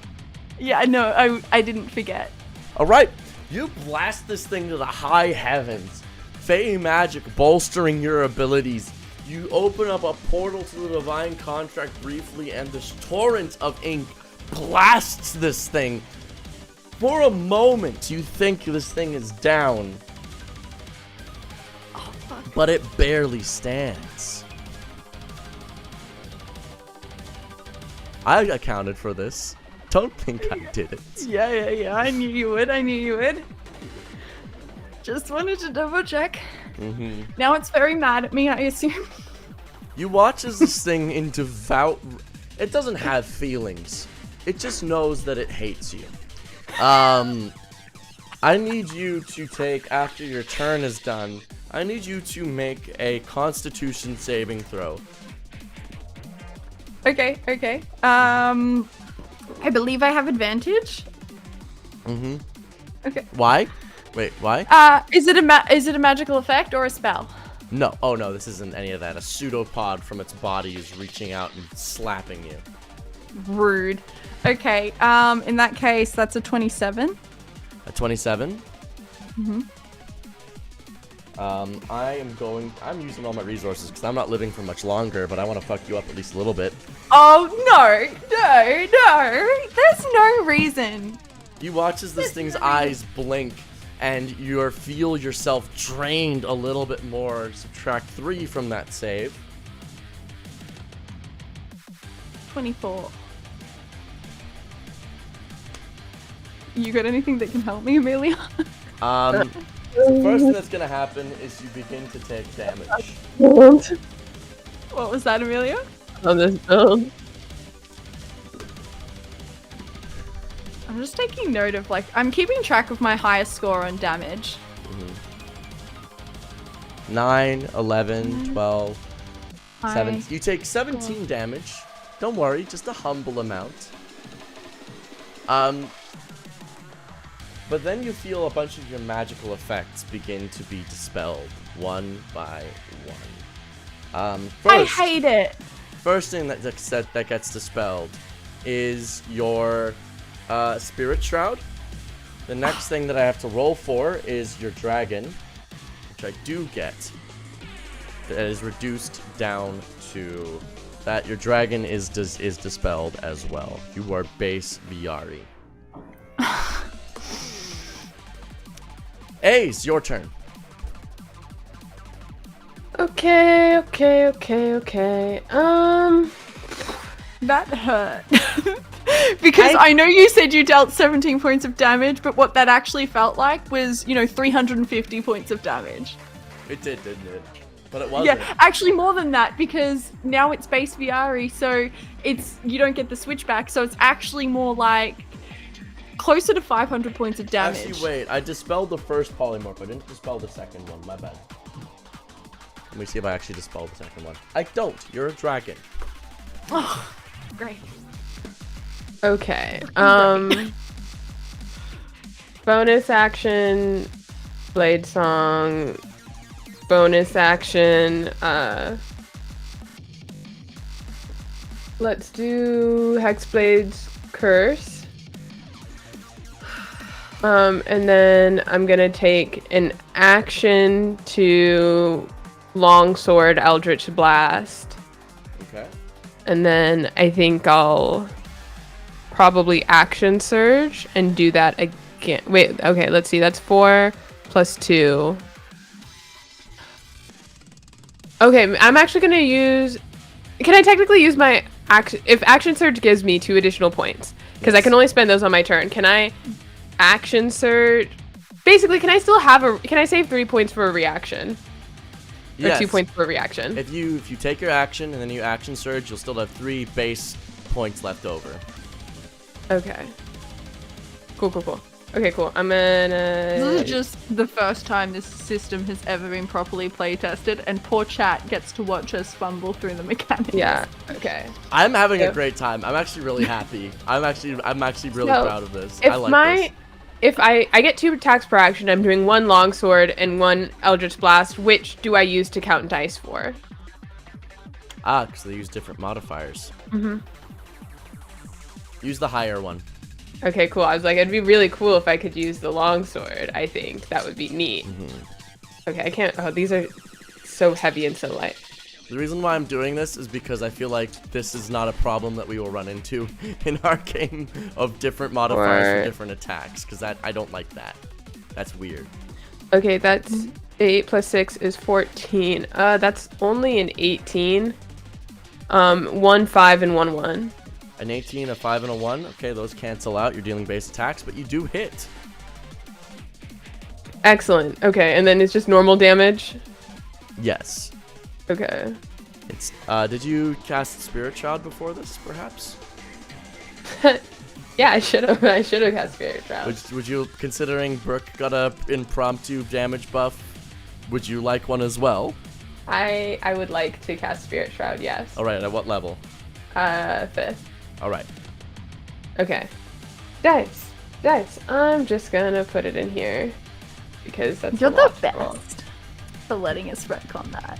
You're welcome. I know it's. I think it ended up adding an additional 200 points of damage. Okay, so that's, what is that, 2d8? Yeah. Yeah. Okay, that's 2d8 plus that plus... That's so sad. It'll be like 500 and something. I mean, Should be about 100 to 200. it should be 1 to 200? I'm pretty sure. Wait, how many, what am I rolling? Okay, so you're doing a, so you just rolled to hit, you hit. So now Yeah. you're doing your attacks. So you should have a d8 plus 2d8 plus 5d10 because of the Eldritch, because of the proficiency bonus buff of increase of cantrips, plus 10d8. Where did that Plus- 10d8 come from? That's your spirit shroud. Oh, because each hit, duh. Yeah. Oh my god, I'm so And dumb. then as well, if you're using the Ziller build, correct? Yeah. You should then also be adding your charisma modifier to all of those. What's your charisma modifier? 4. Plus 4, so that's 4 times 6, that's plus 24. Wait. I don't think I had my charisma modifier. You should be. Because you're a Hexblade Warlock. Oh, using yeah. I forgot about that. It's been a minute. It's all good. Okay, and then there's also just a base plus 12 to add to that from my longsword. Good. I'll Cool. increase that by 8. That's 32. So you should just be rolling 13d8 plus 5d10, and then we'll add the modifiers afterwards. Cool. Okay, so that's 90.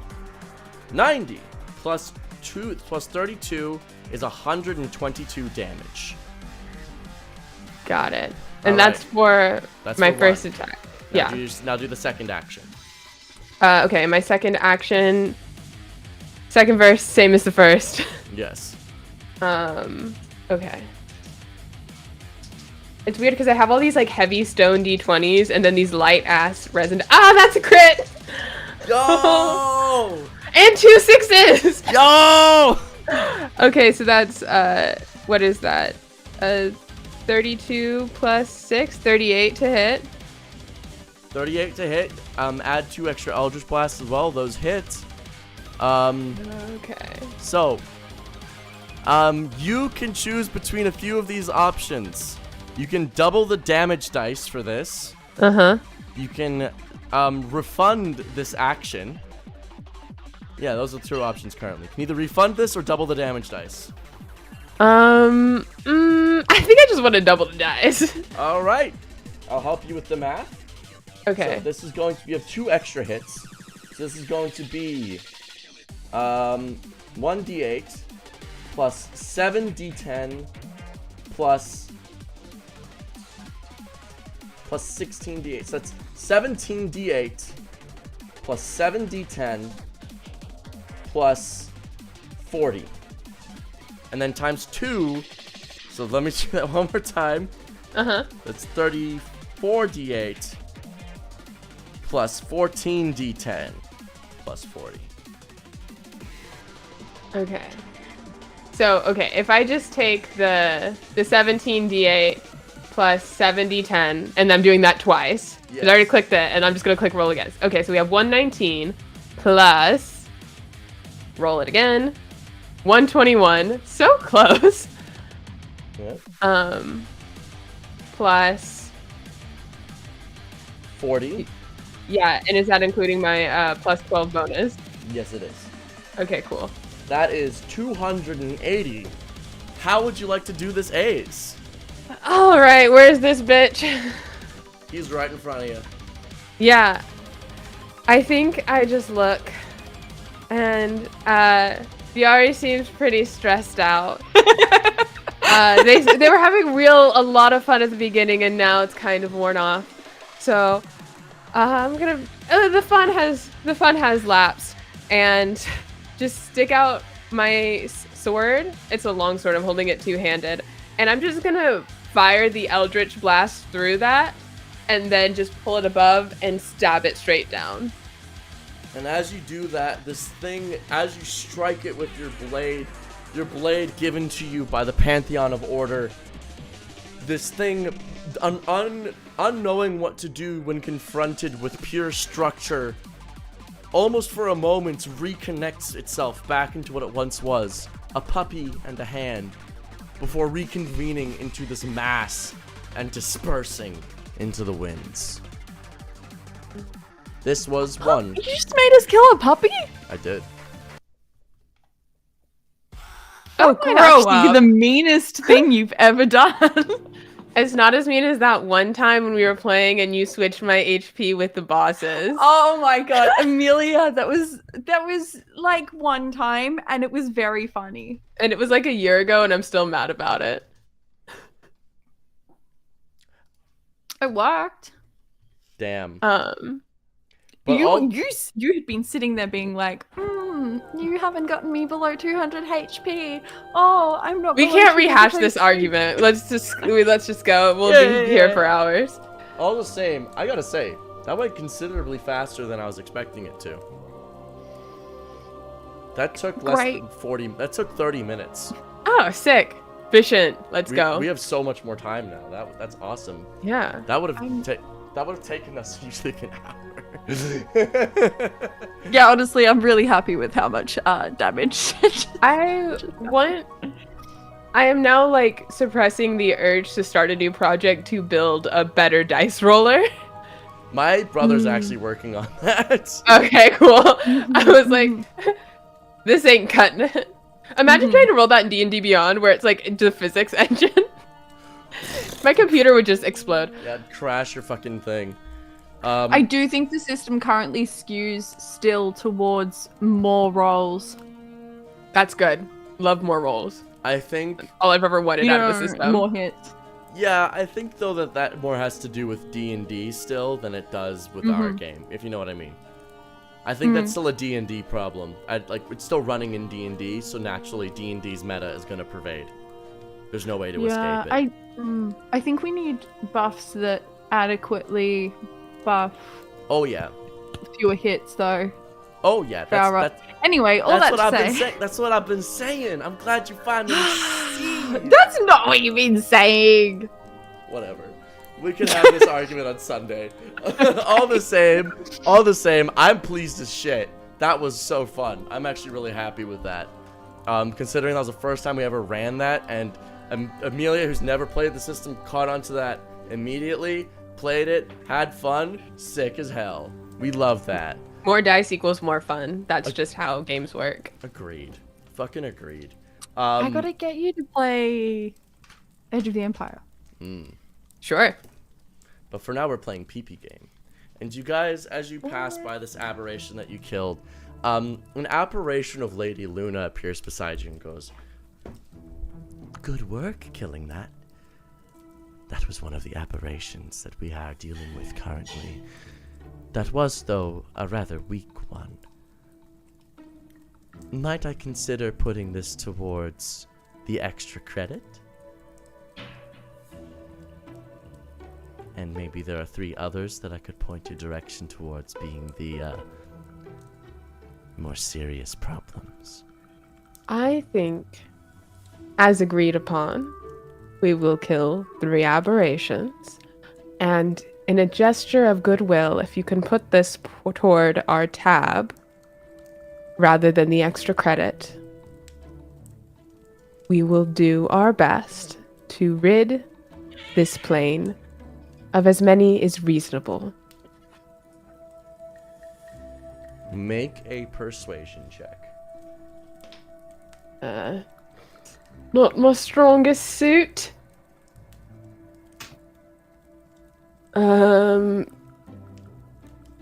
13. I'll consider it. I hope you'll consider what I've asked too. And she disappears. Not a yes, not a no. Yeah, I'll take it. Better than you can anticipate. Yeah. But you continue to make your way towards through these woods, and as you finally get past these woods proper, You enter into a clearing. This clearing is odd in a lot of ways. Mostly the lack of greenery. It seems to be mostly plagued by dust. Can we take a short rest before going? You can attempt to take a short rest. Would you like to rest in the ever-changing Feywild woods? Do you think if we jump into a necklace at all, be better? I think there's a chance the necklace might not be where we want it to be when we come back out. Yeah, it'll only be 10 minutes. You jump in the necklace and I'll keep an eye out. I'm fine, Okay. actually. Okay. Alright, we're gonna jump into the necklace, and with my simulacrum, and technically I get a short rest after 10 minutes in the necklace, but if I can do it for an hour, then I'm going to... Oh, wait, no, the dragon wasn't dismissed, was it? So I can turn back into myself. No, it wasn't dismissed, no. You can't So I can turn back into myself? Yes. Okay. Okay, cool. Oh, if I turn back into myself, then I don't need the short rest, do I? I'm gonna say you do. Okay. Alright. Well then, yeah. To pray I don't change the rules first. Okay. You've altered our deal. After Viari, though, something weird happens. As you travel inside here, you begin to notice something. You can't describe it, can't put your finger on it. All you feel is that time isn't moving. In the necklace. In the necklace. The necklace is currently still in the Feywild and is forced to be governed by its rules. Huh. But time isn't moving. So am I not getting a short rest? No. You're just in the necklace.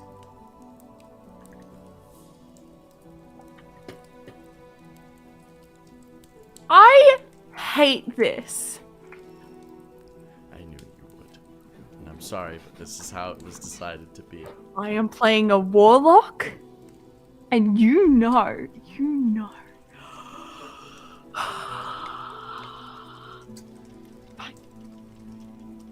Ace? You may stay in the necklace until something happens. Yes? Are you Can't take done? a short rest. Do you need more than 10 minutes? Well, the Feywild is doing some stuff. Do you know how to take a short rest in the Feywild? Yeah, you just sort of take one. This is alien to you, A's. Make a Arcana check to figure out what is currently perplexing Viari. Arcana, that's a 35. Something that you've always been the benefit of in the Feywild is you've always had someone else with you to experience things. And as such, you've had many moments to mark your time. Part of your strength of knowledge of the Feywild comes from your partnership with Z's. Viari, though, is currently alone. I play simulacrum. That don't count. You and I both know that don't count. Feywild's about vibes. Currently, Viari is experiencing nothing other than attempting to take a rest. That is not a moment, and therefore time cannot pass. Oh, right. I'm sorry, it's been a while. I can call Gary. If you want. If If you'd rather stay out. I think that's a bit of an inconvenience to Gary. Yeah, but...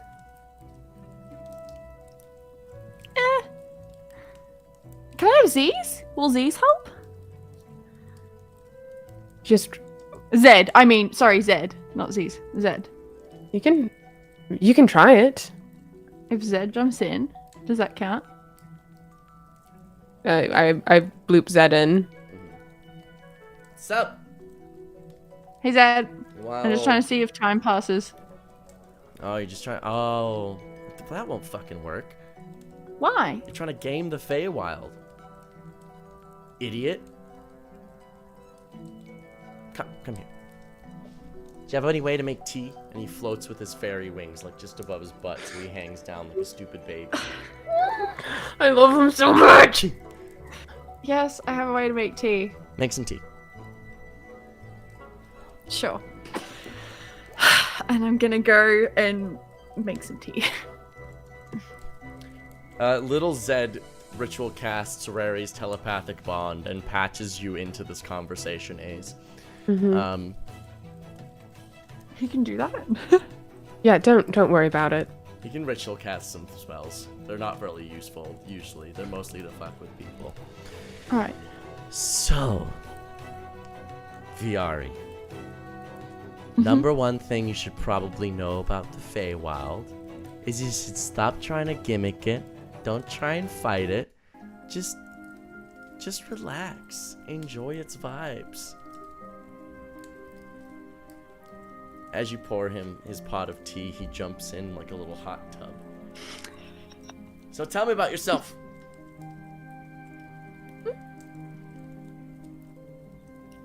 What do you want to know? Ace is just like drinking a like Feywild seltzer on the outside, listening in on this convo. Well, that's hardly a way to continue a conversation. Tell me the most important thing in the world to you, Viari. I want to get my job done. That's what matters most to you, your job? Mm-hmm. What happens after your jobs? There is no after. He flies out of his little teapot. And he puts his stupid stubby hands in your face and goes, They're like little chibi hands. yeah. No, Viari. There's always an after. Okay. He shakes Zed? tea all over your face. Alright. Thank you. I pressed to digitate it clean. Zed. I want to like you so much. And yet, what is he doing? He's flying around What is- in circles. Yeah. Okay. Come on, Nick. That's pretty obvious. Listen, Zed, I don't have the same priorities as you, and that's okay. There doesn't have to be an after. I've worked my whole life. I can keep working. I like my job. Okay. It doesn't have to be an after. But if there was an after, what would it be?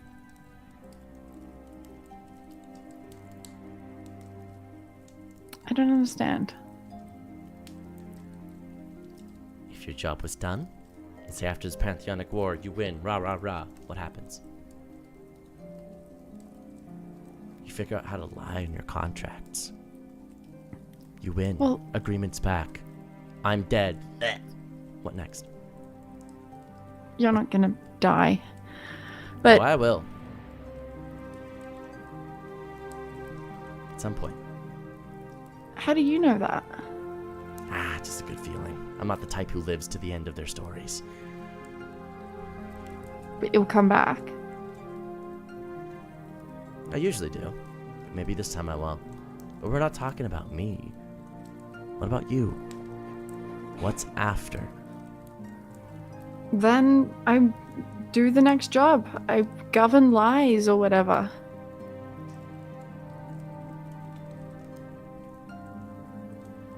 Or I go back and I work for Alistair. You want to be like Alistair that badly, huh? I'm not like Alistair. I don't want to be like Alistair. Well, you I just- currently are sounding exactly like the old bastard.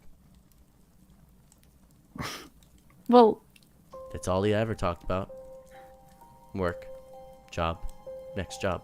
The job that he did before this current job. The job he's going to do after the job. The job he does when he gets home from his job. That's Alistair. It's a job. It's all anything's ever been to him. And that's what he's happy with. I don't think that should be you either. You should think about that.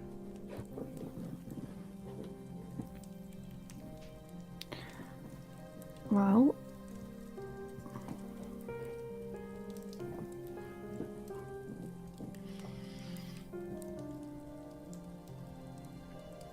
I don't know.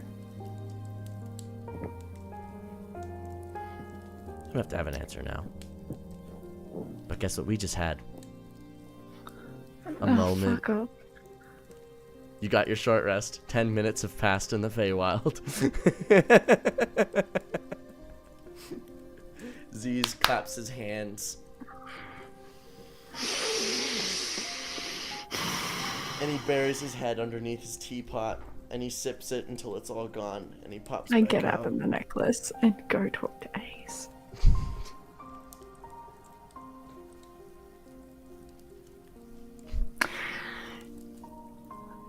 I really wanted to like Zed, but he's making it real difficult, you know? By having a conversation with you. Oh, you could hear like all of that? Yeah.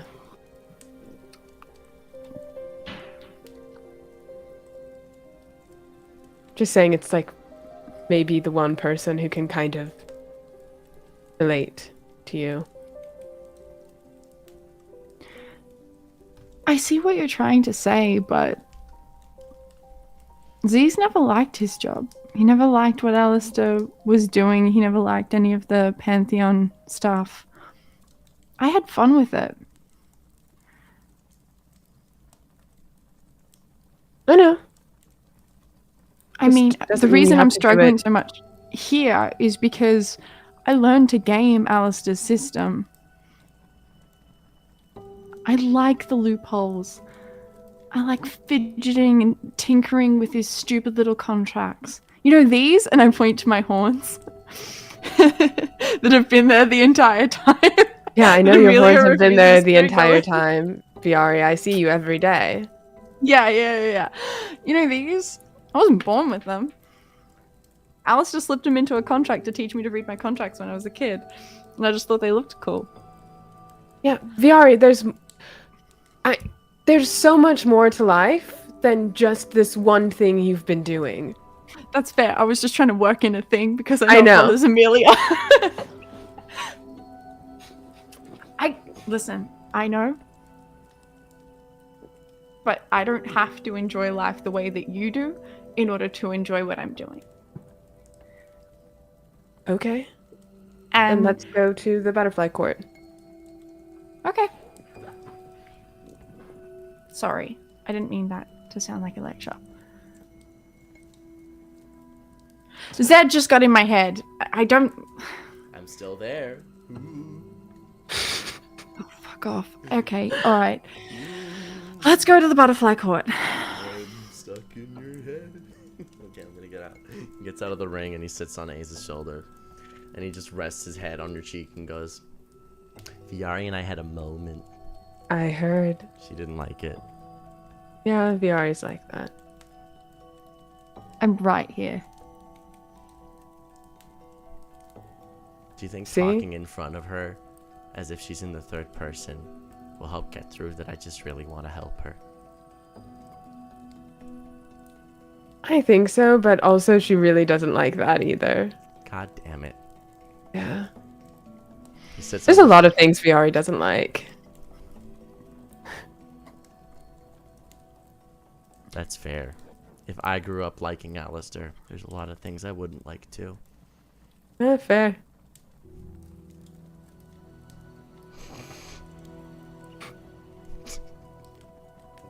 I do like Can we please Viari. just go to the butterfly? Please. Oh, this is how we get there. Oh, great.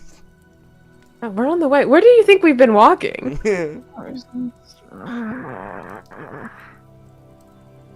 And after this long conversation continues, you slowly but surely get your way to the clearing proper. In the distance you see the court of the butterfly. And it's at this point that it comes to perspective. What was, in fact, you thought a clearing is actually, earlier I mentioned those apparating mushrooms that blink into existence and blink out of existence and blink into existence again in separate spots. The clearing wasn't a clearing at all.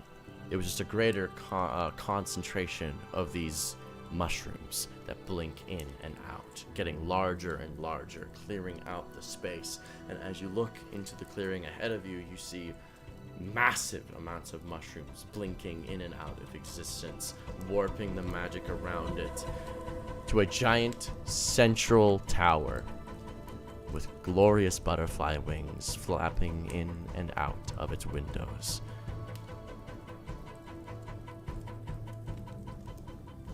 Are you ready? Yeah. Lead the way. Well, we gotta fly here, so. Oh. Okay, well I can do that. How long? Because that's like really far. I know it looks close, but it's like. Like an. Let me just double check what this is contingent on, because I can't remember if it's my proficiency bonus, the number of times that I get it, or if it's my charisma modifier. It's at least an hour. Because it's 10 minutes times something. Limited use. Let's see. Flight. It doesn't say what it's dependent on. I think it's... I don't know. It's at least an hour. It's an hour? Mm-hmm. Well... It's proficiency bonus. Well, we should be able to get there then, as long as we don't do anything drastic in between now and then. Is that something you can share or no? No. That's fine. I'll polymorph myself.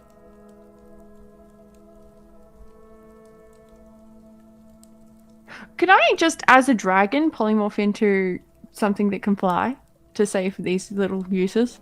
Like a dragon? You could just shape change back into a dragon. Yeah, but I could just be something. Yes, but it's infinitely funnier if I go into like a little bird or something. That is something you can do, yes. Yeah. Okay. Cool. I'm gonna do that instead to save my uses of this. Would you like to shape change back into a dragon, Ace? Nah. I'm good at the polymorph. You're gonna polymorph yourself as... Go for it. Live your truth.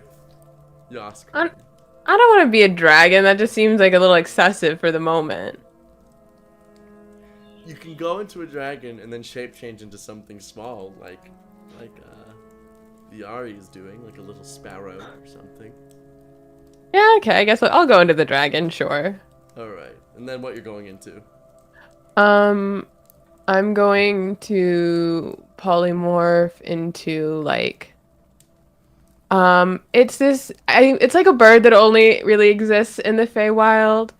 It's the kind of shape of an albatross with like the coloring of a peacock and beautiful bright blue and teal and green and yellow feathers with like bits of red. Mm-hmm.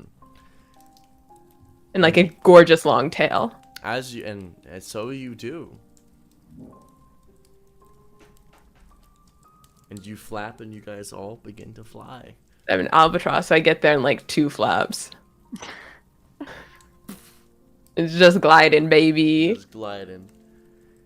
As you guys fly above the forest of apparating mushrooms that blink in and out, you notice the pattern is very much almost like a heart of them,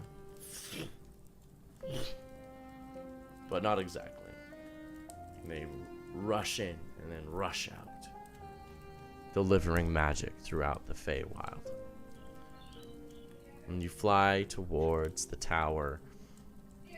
As you get close, a flock of monarch butterflies fly in and surround you for a moment. One of the littler ones goes up to you, Viari, and goes, "State your business." What was our business? I've actually just forgotten why we were supposed to be here for. We okay. need. flaps over to Ace. That was Brooke talking. Oh. She flies back. My apologies. I confuse the weird ambient, just ever-present voice that narrates things with your thoughts. What was our business? Your business was you were given an invitation as a resource to go and see the Court of the Butterfly, and they could give you understandings of magical happenings and possible other aberrations. Okay. Yeah, that. Okay. This massive flock takes off, easily hundreds of thousands strong, and they go, well, one of the ones at the back goes, "Follow us to lead you inside." Okay. And they fly towards the tower, towards an entrance. And as you get to the entrance, as you appear, the flock just completely condenses into a single entity, and you see a humanoid woman standing very tall, easily like 10 to 20 feet tall, the butterfly wings extending down her back, wearing a long cape and gown that is way too long, to the point of it making it look like she's just like floating off the ground. I see. It is you two. Lady Luna has spoken much. Come on inside. Of course.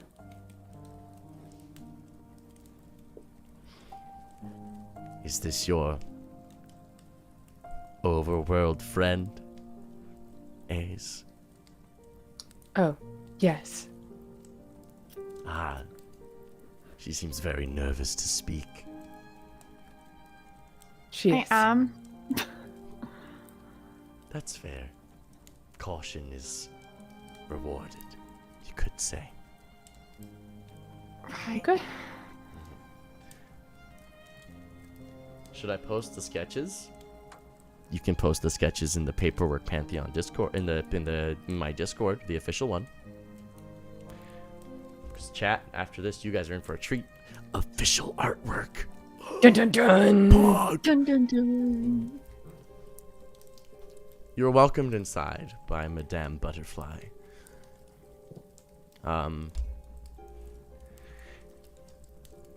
So, your business is official court business from Lady Luna. Understandings of the aberration, is to be mine to give. Is that correct? That is correct. Excellent. Come to my official laboratory, then. I have been studying these things for quite some time. It might help you understand. Absolutely. She leads you up a long staircase extending around the entire end of the tower until you enter a room that definitely is not visible in the outside exterior architecture. You get to an observatory that stares up at the sky and also out to the grounds. And she presents you with what you guys actually recognize, a fragment of sorts from the divine contract. The fragment is Fey. It's all that it reads. This, she places it on, it can't help but see the demon Madame Butterfly from Bayonetta. That's accurate. She places it on the table. This is a fragment that we have been given from Alistair before. Fey helps separating our duties and his from the business of ours. But we can't help but admire his penmanship. Crafted inside, it's perfect. Well, looking outside, it's perfect. If you looked interiorly, it is a mess. A mess of redundancies, canceling things out. Parts of the contract that don't exist, that state specifically what doesn't and shouldn't exist. We, on the other hand, have this. And she reaches into her library of sorts, opening up a book to a page, and out comes this orb of unshapen magic. This is like perfectly unmolded clay. It is up to the shapers to determine what it looks like, but we can never know its internal workings, and therefore don't know if there are any flaws or imperfections until you put it in the fire, put it to the test. And that is what exactly we discovered. Our world is imperfect, and that's okay. But if the imperfections are too big, too powerful, they could break the whole thing. Our world is a clay pot with too many bubbles. Currently, we are being put under stress. Now, it is not your business what that stress is, at least not yet. But the stress is beginning to make the aberrations more destructive than we would like. By getting rid of these aberrations, you are saving the Fae. Lady Luna won't say this because she sees information as power.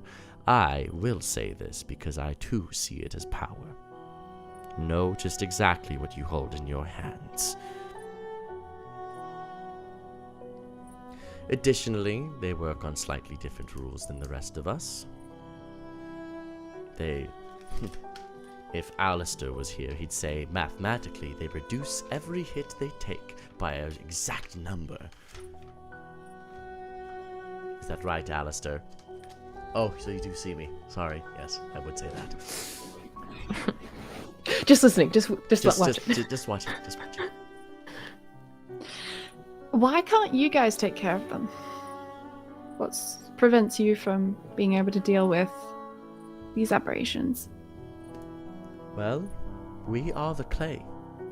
Both the molder and shapers themselves. A clay pot cannot fix itself. Requires a little outside help. If we attempt to fight the aberrations in any way, we simply become a part of them. I've done my best to contain them with magic to certain areas, but they're beginning to grow too powerful for that to even contain. So this is pretty significant. You could say that. If we didn't help, if nobody helped, what would happen? We would have to do something about the stress. And you don't want to tell us what that is? Not yet. That seems fair. Our understanding is that you have close ties with the Chaos Pantheon. Or closer ties with the Chaos Pantheon than with Order. Completely not true. Who told you that? Are they lying? Insight check. Oh wait, are you Can doing I the make lie it? check? Yeah. You instantly know that they aren't lying. We have no ties to any Pantheon. Not even your lieutenant. When he's here, he is my Lieutenant Z's. Oh. So you have the same agreement that we do? The same, but a little bit different. I see. It gets the same thing, but how is always the real question with you people. Yeah, that makes a lot of sense. Okay, well, Frankly, I trust Z's more than most Chaos Pantheon lackeys. He only does things for his own pleasure, which is something I can understand. with regards to these abominations and the resources that we're here to get from you, is that this? And I point to the magic clay stuff. Yeah, Ace has been spending, like, whenever the lady has been talking, has, like, been paying attention, but most of the time Ace has just been focusing on this raw magic. Well, in a sense, yes. The understanding that these things, the knowledge that you hold a lot of our power currently at your fingertips, the fact that we are a little bit at your mercy for the moment, that is what you probably came here for. If you want direct resources, I do have a spell that can directly counteract them in a sense. What spell is it? What does it do? What does it cost? Costing is very important.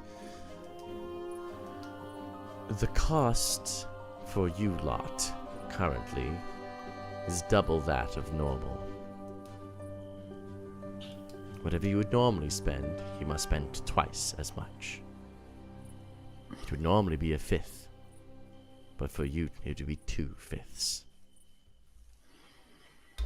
Don't worry, though. You can simply use some lower level slots if you have, to help supplement the cost. But at the end of the day, 2/5 must be spent. Oh, why does the Feywild feel specifically targeted towards inconveniencing warlocks? Because you have some sort of a victim complex?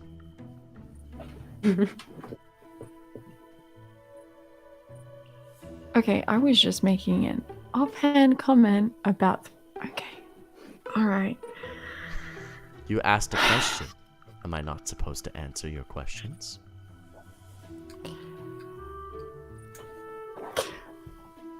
What does the spell do? The spell, when targeting specifically a Fey aberration, will permanently fix it in a position, making so it cannot escape.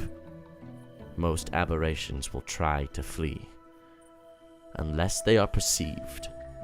The main way they get around this is invisibility. They'll go invisible, and then as long as no one stops them or spots them, they can move as far as they want, without any need to regard for physics. That's why That's why the it stopped. aberration couldn't get within 10 feet of me. It must have not known you could see it, ran directly through you, and then it's got itself spotted. Oh. But that was, I believe, a rather simple one. Other aberrations will be smarter. So I you see. could position yourself such that it can be stopped at all times. True Or- sight True would sight. help get around this, right? True sight, see invisibility, all good spells as well. This one Okay. will stop them, paralyze them, prevent them from going invisible, prevent them from moving, prevent them from extraplanar travel for at least 8 hours.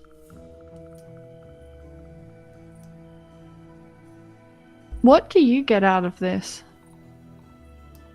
Good favor with the Court of the Moth.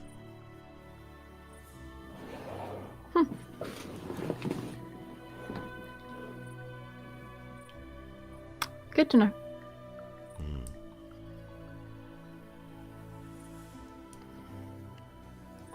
If you have any more questions, I'm still here. Your invitation still has time.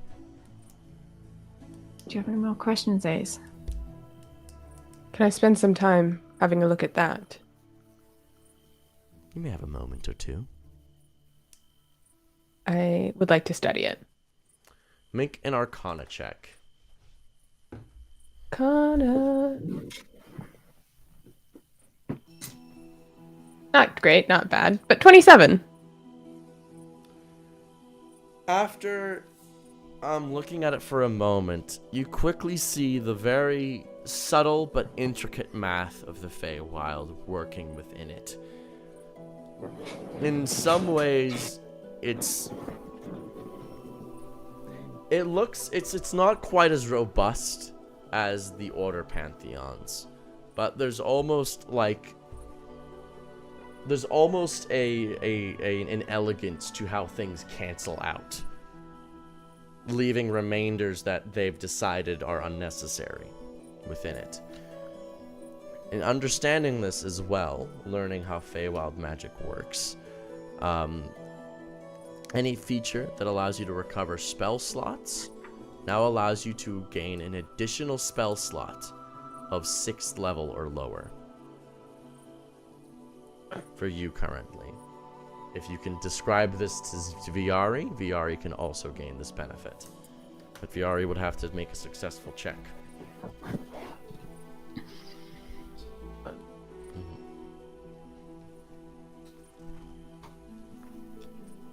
Writing this down before I forget. Okay. You mentioned earlier that whilst Ziz is here, they operate as your lieutenant exclusively. Mm-hmm.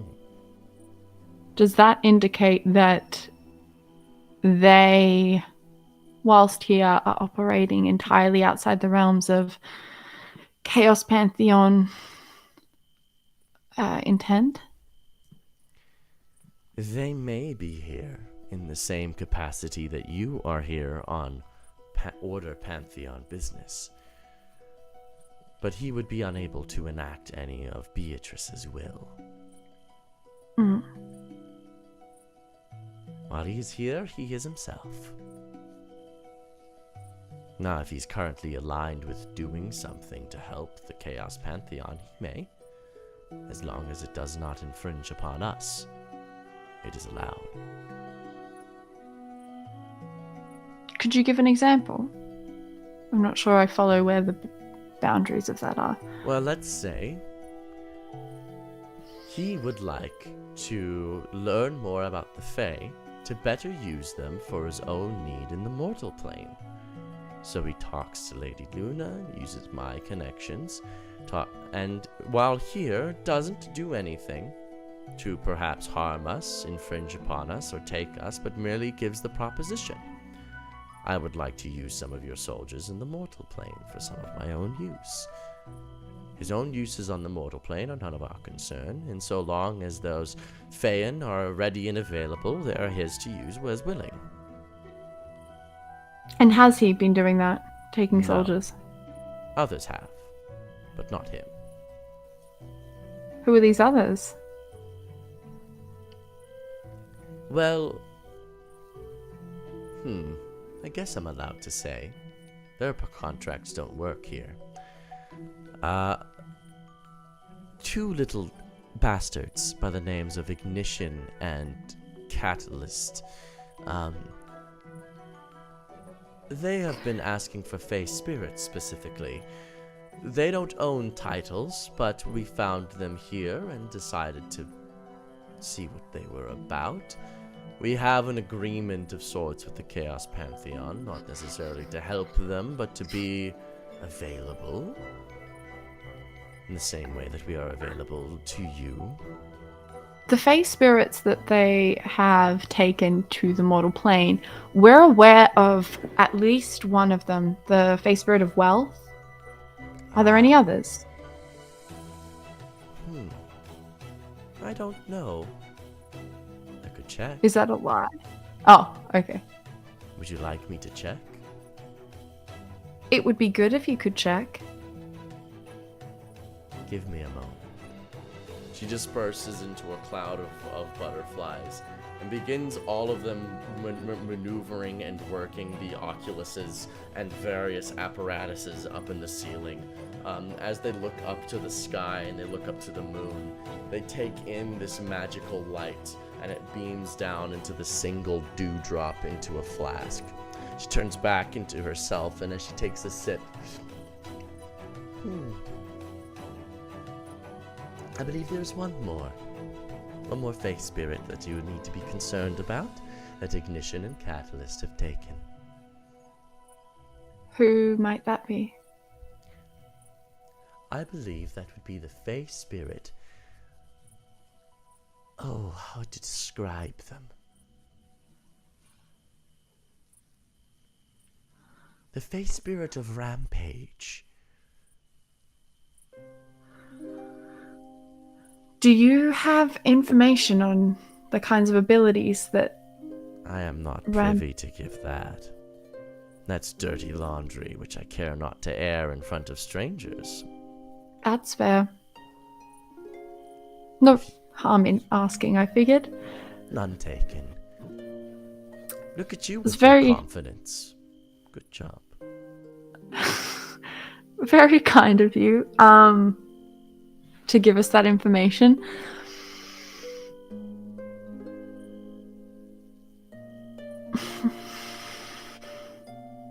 Would you be willing to lend us some people? I don't know. Alistair, what are you willing to give? Nothing. Well, that settles it. Alistair, What? would you mind if I spoke to Alistair for a moment? Sometimes he's a little petulant.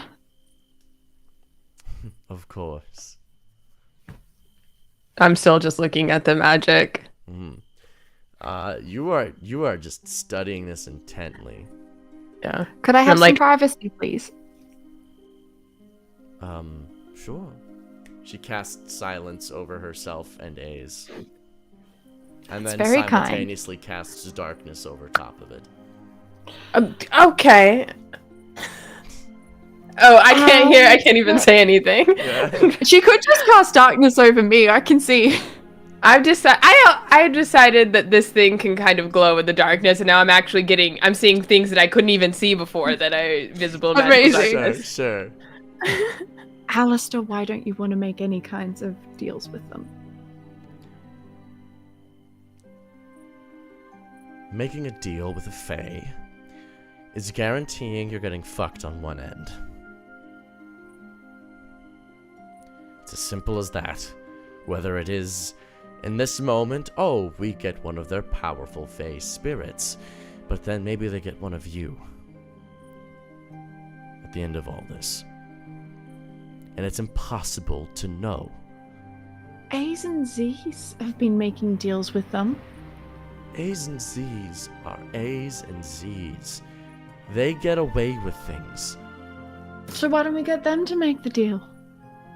because it will be on my terms. It'll be from my Pantheon. If they're making deals for themselves, they're making deals for themselves, and that's that. You are asking Fey spirits to join our cause.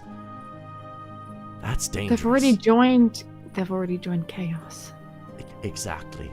And I can't wait to see how that blows up in their face. I was ecstatic when I saw that when I heard the Fey spirit of wealth was trapped with them. That means that the Chaos Pantheon is getting fucked somehow, and I am very excited to see when that happens. Now knowing Does that mean that Vader's being fucked somehow? Feda made a deal on his own terms. That's up to him to find out.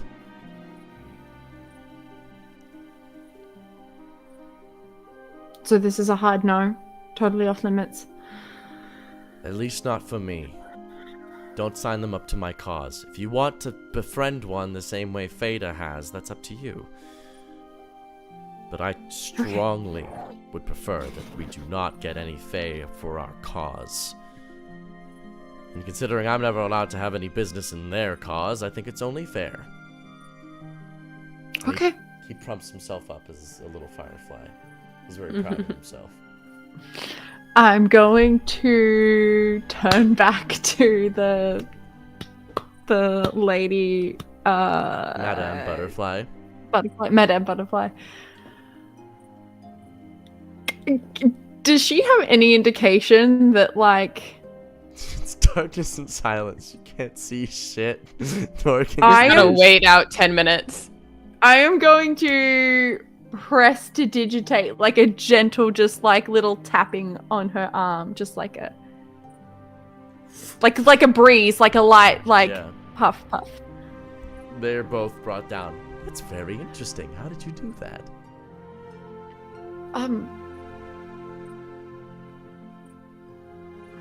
I can see through the darkness. I know where you are. But how? Devil's sight? Her eyes blink. Good to know. Yeah, I knew I was. So, Did you just gain devil's sight? I did. Just a little trick. It's okay, I didn't take it from you. I couldn't. Well, okay. So, Alistair's not very keen on that as a deal. And I understand his motives. I have a question or two, I suppose. Are you aware of the Chaos Pantheon's motives? Yes. That everything happens all at once and then Yes. it's over? Yep. How do you feel about that? I don't really care. It's not my world that's gonna happen. My world So is... you guys would be utterly unaffected by the Chaos Pantheons. Notice how we have the single glyph from your beloved contract, the Divine One. That gives you the protection of... A deal we Being made left- long ago. Alistair, Beatrice, they made their little war pact, but they forgot us. They didn't know we existed. By the time they finally figured out we did, we were already made. They didn't have any power or reason to control us. So in order Are for there us any to... others that exist outside of the contract? No. It was Is that a pre- lie? No. Okay. It was pretty extensive. They just didn't know about us. Neither How of them did you get by without being discovered? Lady Luna. What did she do? That's not a question I could ever answer to you. Because you don't know, or because... It is the greatest secret that we have. Huh. All that is worth knowing now is that we have been removed from your contract. Therefore, anything that happens with you lot does not concern us. And we like it this way. Does it concern the Fae that go onto our plane? Does it affect them if they're there? I mean, it would. But that's their choice. To be there. You've been very forthcoming with information, and I appreciate that. I hope you take the Devil's Sight as a token of appreciation. Wait. Brooke would like to rephrase that to remove the word take. I hope that you can interpret my mentioning of the Devil's Sight as a token of good faith. I do. And I hope you understand that all this information I give is because I too have my own goals. I figured as much. Well,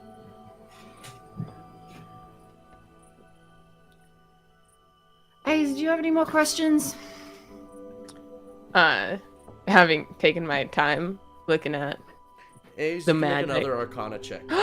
Yay! Ooh, 35. Ace, as long as you are in the Feywild, you gain the ability to concentrate on 2 spells. I thought we already had that. Yeah. Oh, we do? You get another Oh, one. do I not have to double the DC? You get it. You can concentrate on another spell now, as long as you're in the Feywild. Right.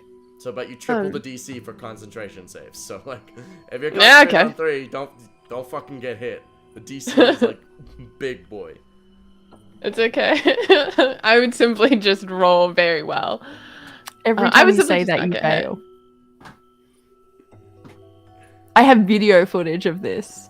What did you roll? It's a good number. What did you think? Yeah, sure Oh, it was. What sounds was like it? It was a great number. Actually, it's one of the best numbers I've ever seen. Okay, Donald Trump. What number was it? It was a 9, which really, if you think about it, is like a crit for me. So a 9's regular is 10. So that means that with 2 spells it's 20, and with 3 spells up that'd be a 30. So all I have to do is make a nat 20, and then I save on it. But you rolled a 9. Oh, I was confused. Yeah, that wouldn't save. I'm sorry. That wouldn't save. I think 9 should be Amelia crits because they match my tattoo. That's so interesting. I don't think so though. That's fair. I wasn't gonna argue for that one. I did. Ace does have one more question. Yeah. Oh. Mm-hmm. Is your lieutenant in? He's upstairs. Like to have a word? Or several, actually. She snaps her fingers and a elevator through the observatory opens up. Step there. Gonna be okay by yourself, Fiari?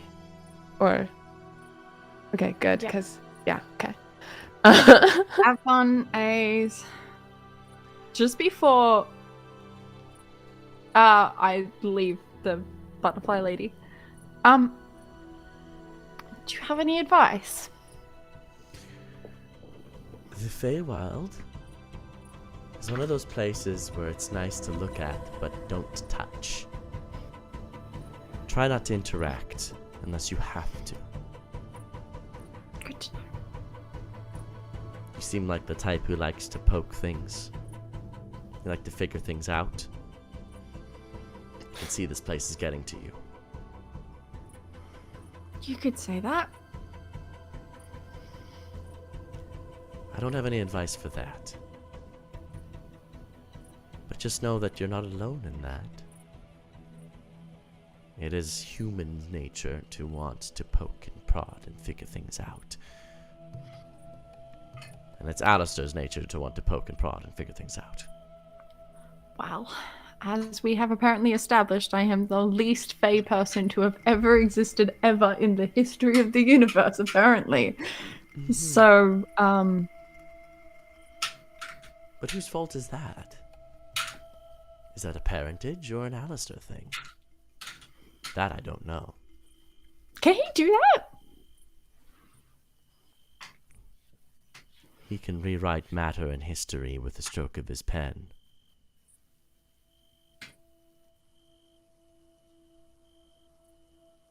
I'll let you figure that out.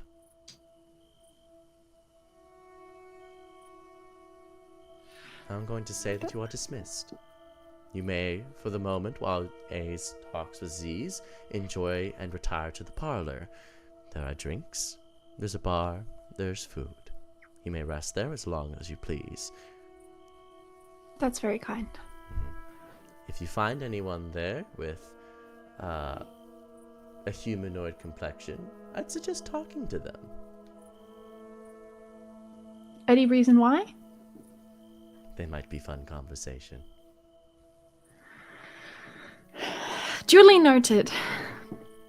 I'll go wait. You've been very kind and I appreciate it. Clever wording. And with that, she turns back to her work and begins pondering her orb.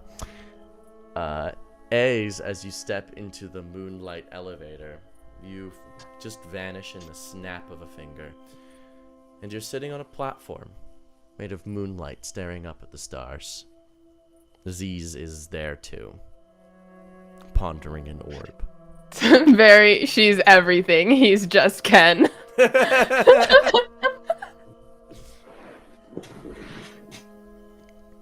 Oh.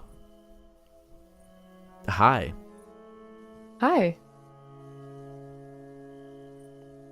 Yeah, I always find it very awkward when you walk in on me pondering my orb. I like watching you ponder. That's not what I thought you were gonna say. I mean, What are you thinking about? well, now I'm thinking about you, so you should ask in different terms. Okay, what were you thinking about before you noticed me pondering your orb? Well, if you must know, I was pondering how this was going to go. A lot of us are currently here. It's very exciting. Aside from just you? Aside from just me, which I know is new news.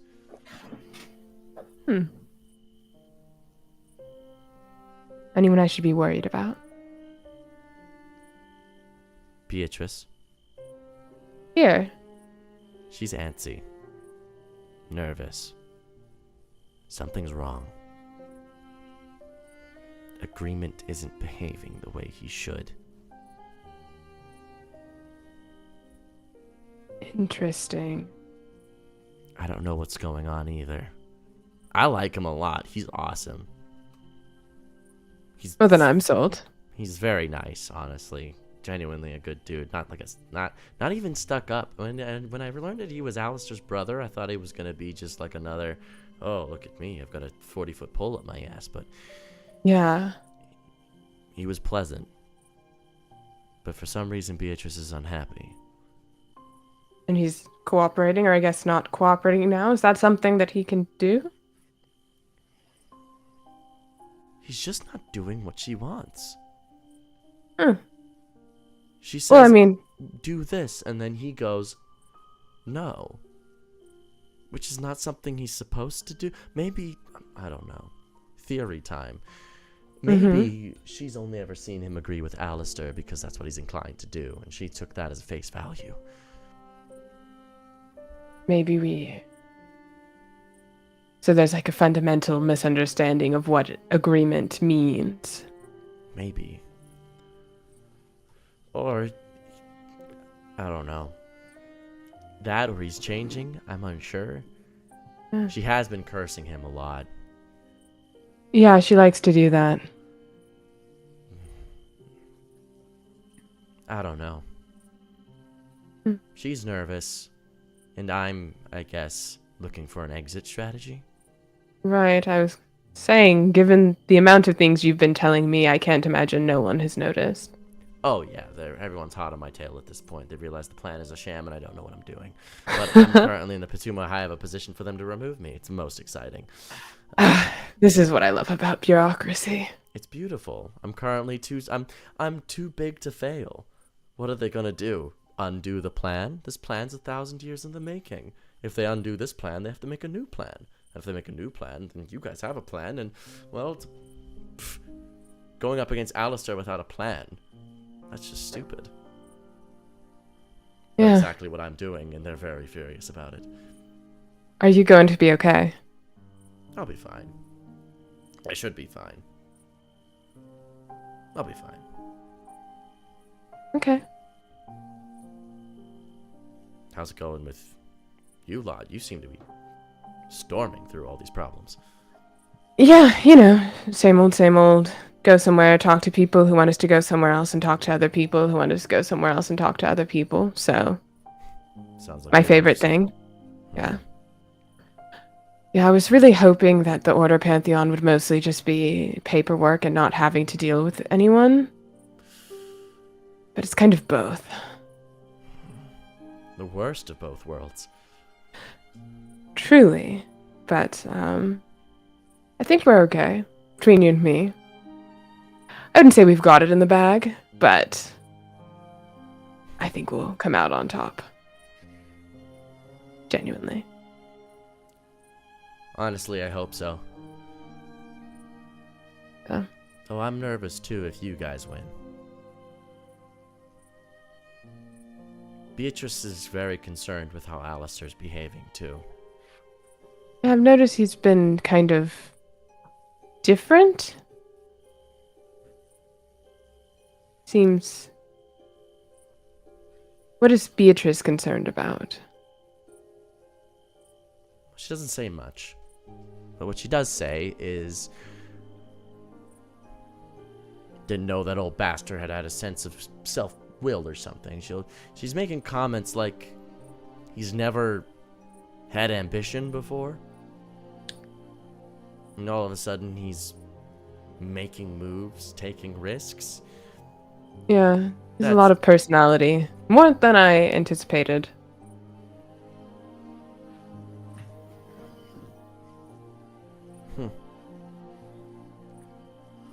Either way, Beatrice looks like she's in a really bad position. Honestly, I think you guys somehow managed to pull this one back. Yeah. But there's always something around the corner, so it's just one battle, and this fog could go on who knows how long, so. Well, let's hope it's shorter than what we have left, I guess. Yeah. Wars used to be more fun. They did.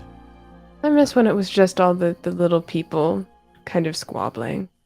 Yeah, that was really cute. The way that they'd be like, oh, this is our place. And they're like, no, dipshit. No, this is our place. And it's like, both of you just got here a few centuries ago. It's nothing. Yeah, you both just showed up. Oh, so funny. It was always so great when, like, you just put a little drop of poison in one guy's bottle, and all of a sudden, it was definitely another war. Oh my god, so goofy. Yeah. Maybe we'll get back to that. Maybe after this war, we can just go back to fucking around in the mortal world on a small scale. I'd like that. Me too. Well, you know, time technically still hasn't passed yet.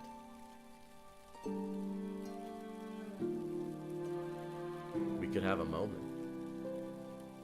We could have several moments. And that's where we'll end stream. Thank you all so much for watching. This has been Paperwork Pantheon. What was that, Brooke? I said I wanted to ask Al a question. Save it for next week. Write it down and remember it. We're 15 minutes over time. I have been Offbeat Outlaw. Thank you all so much for watching. I use he, they pronouns. I'm the Dungeon Master. Please, if you enjoyed this, please remember to subscribe to the Patreon. It's $3 every month. It's the best way to support the channel. But you can also, just if you don't feel like spending money, free ways to support the channel. Watching me on Twitch, that's also free. It is fun. I'm doing that more, and it's a good time.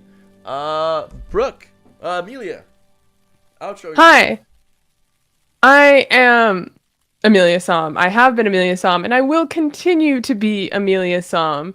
I'm actually kind of not doing anything right now. Wait. Okay, so sorry.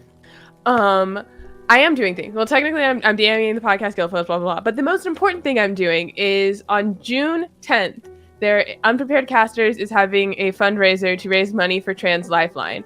Last year, in 9 hours, we were able to well, I guess technically open for 24 hours, technically, 9 hours of stream. We raised $26,200, $26,200.69.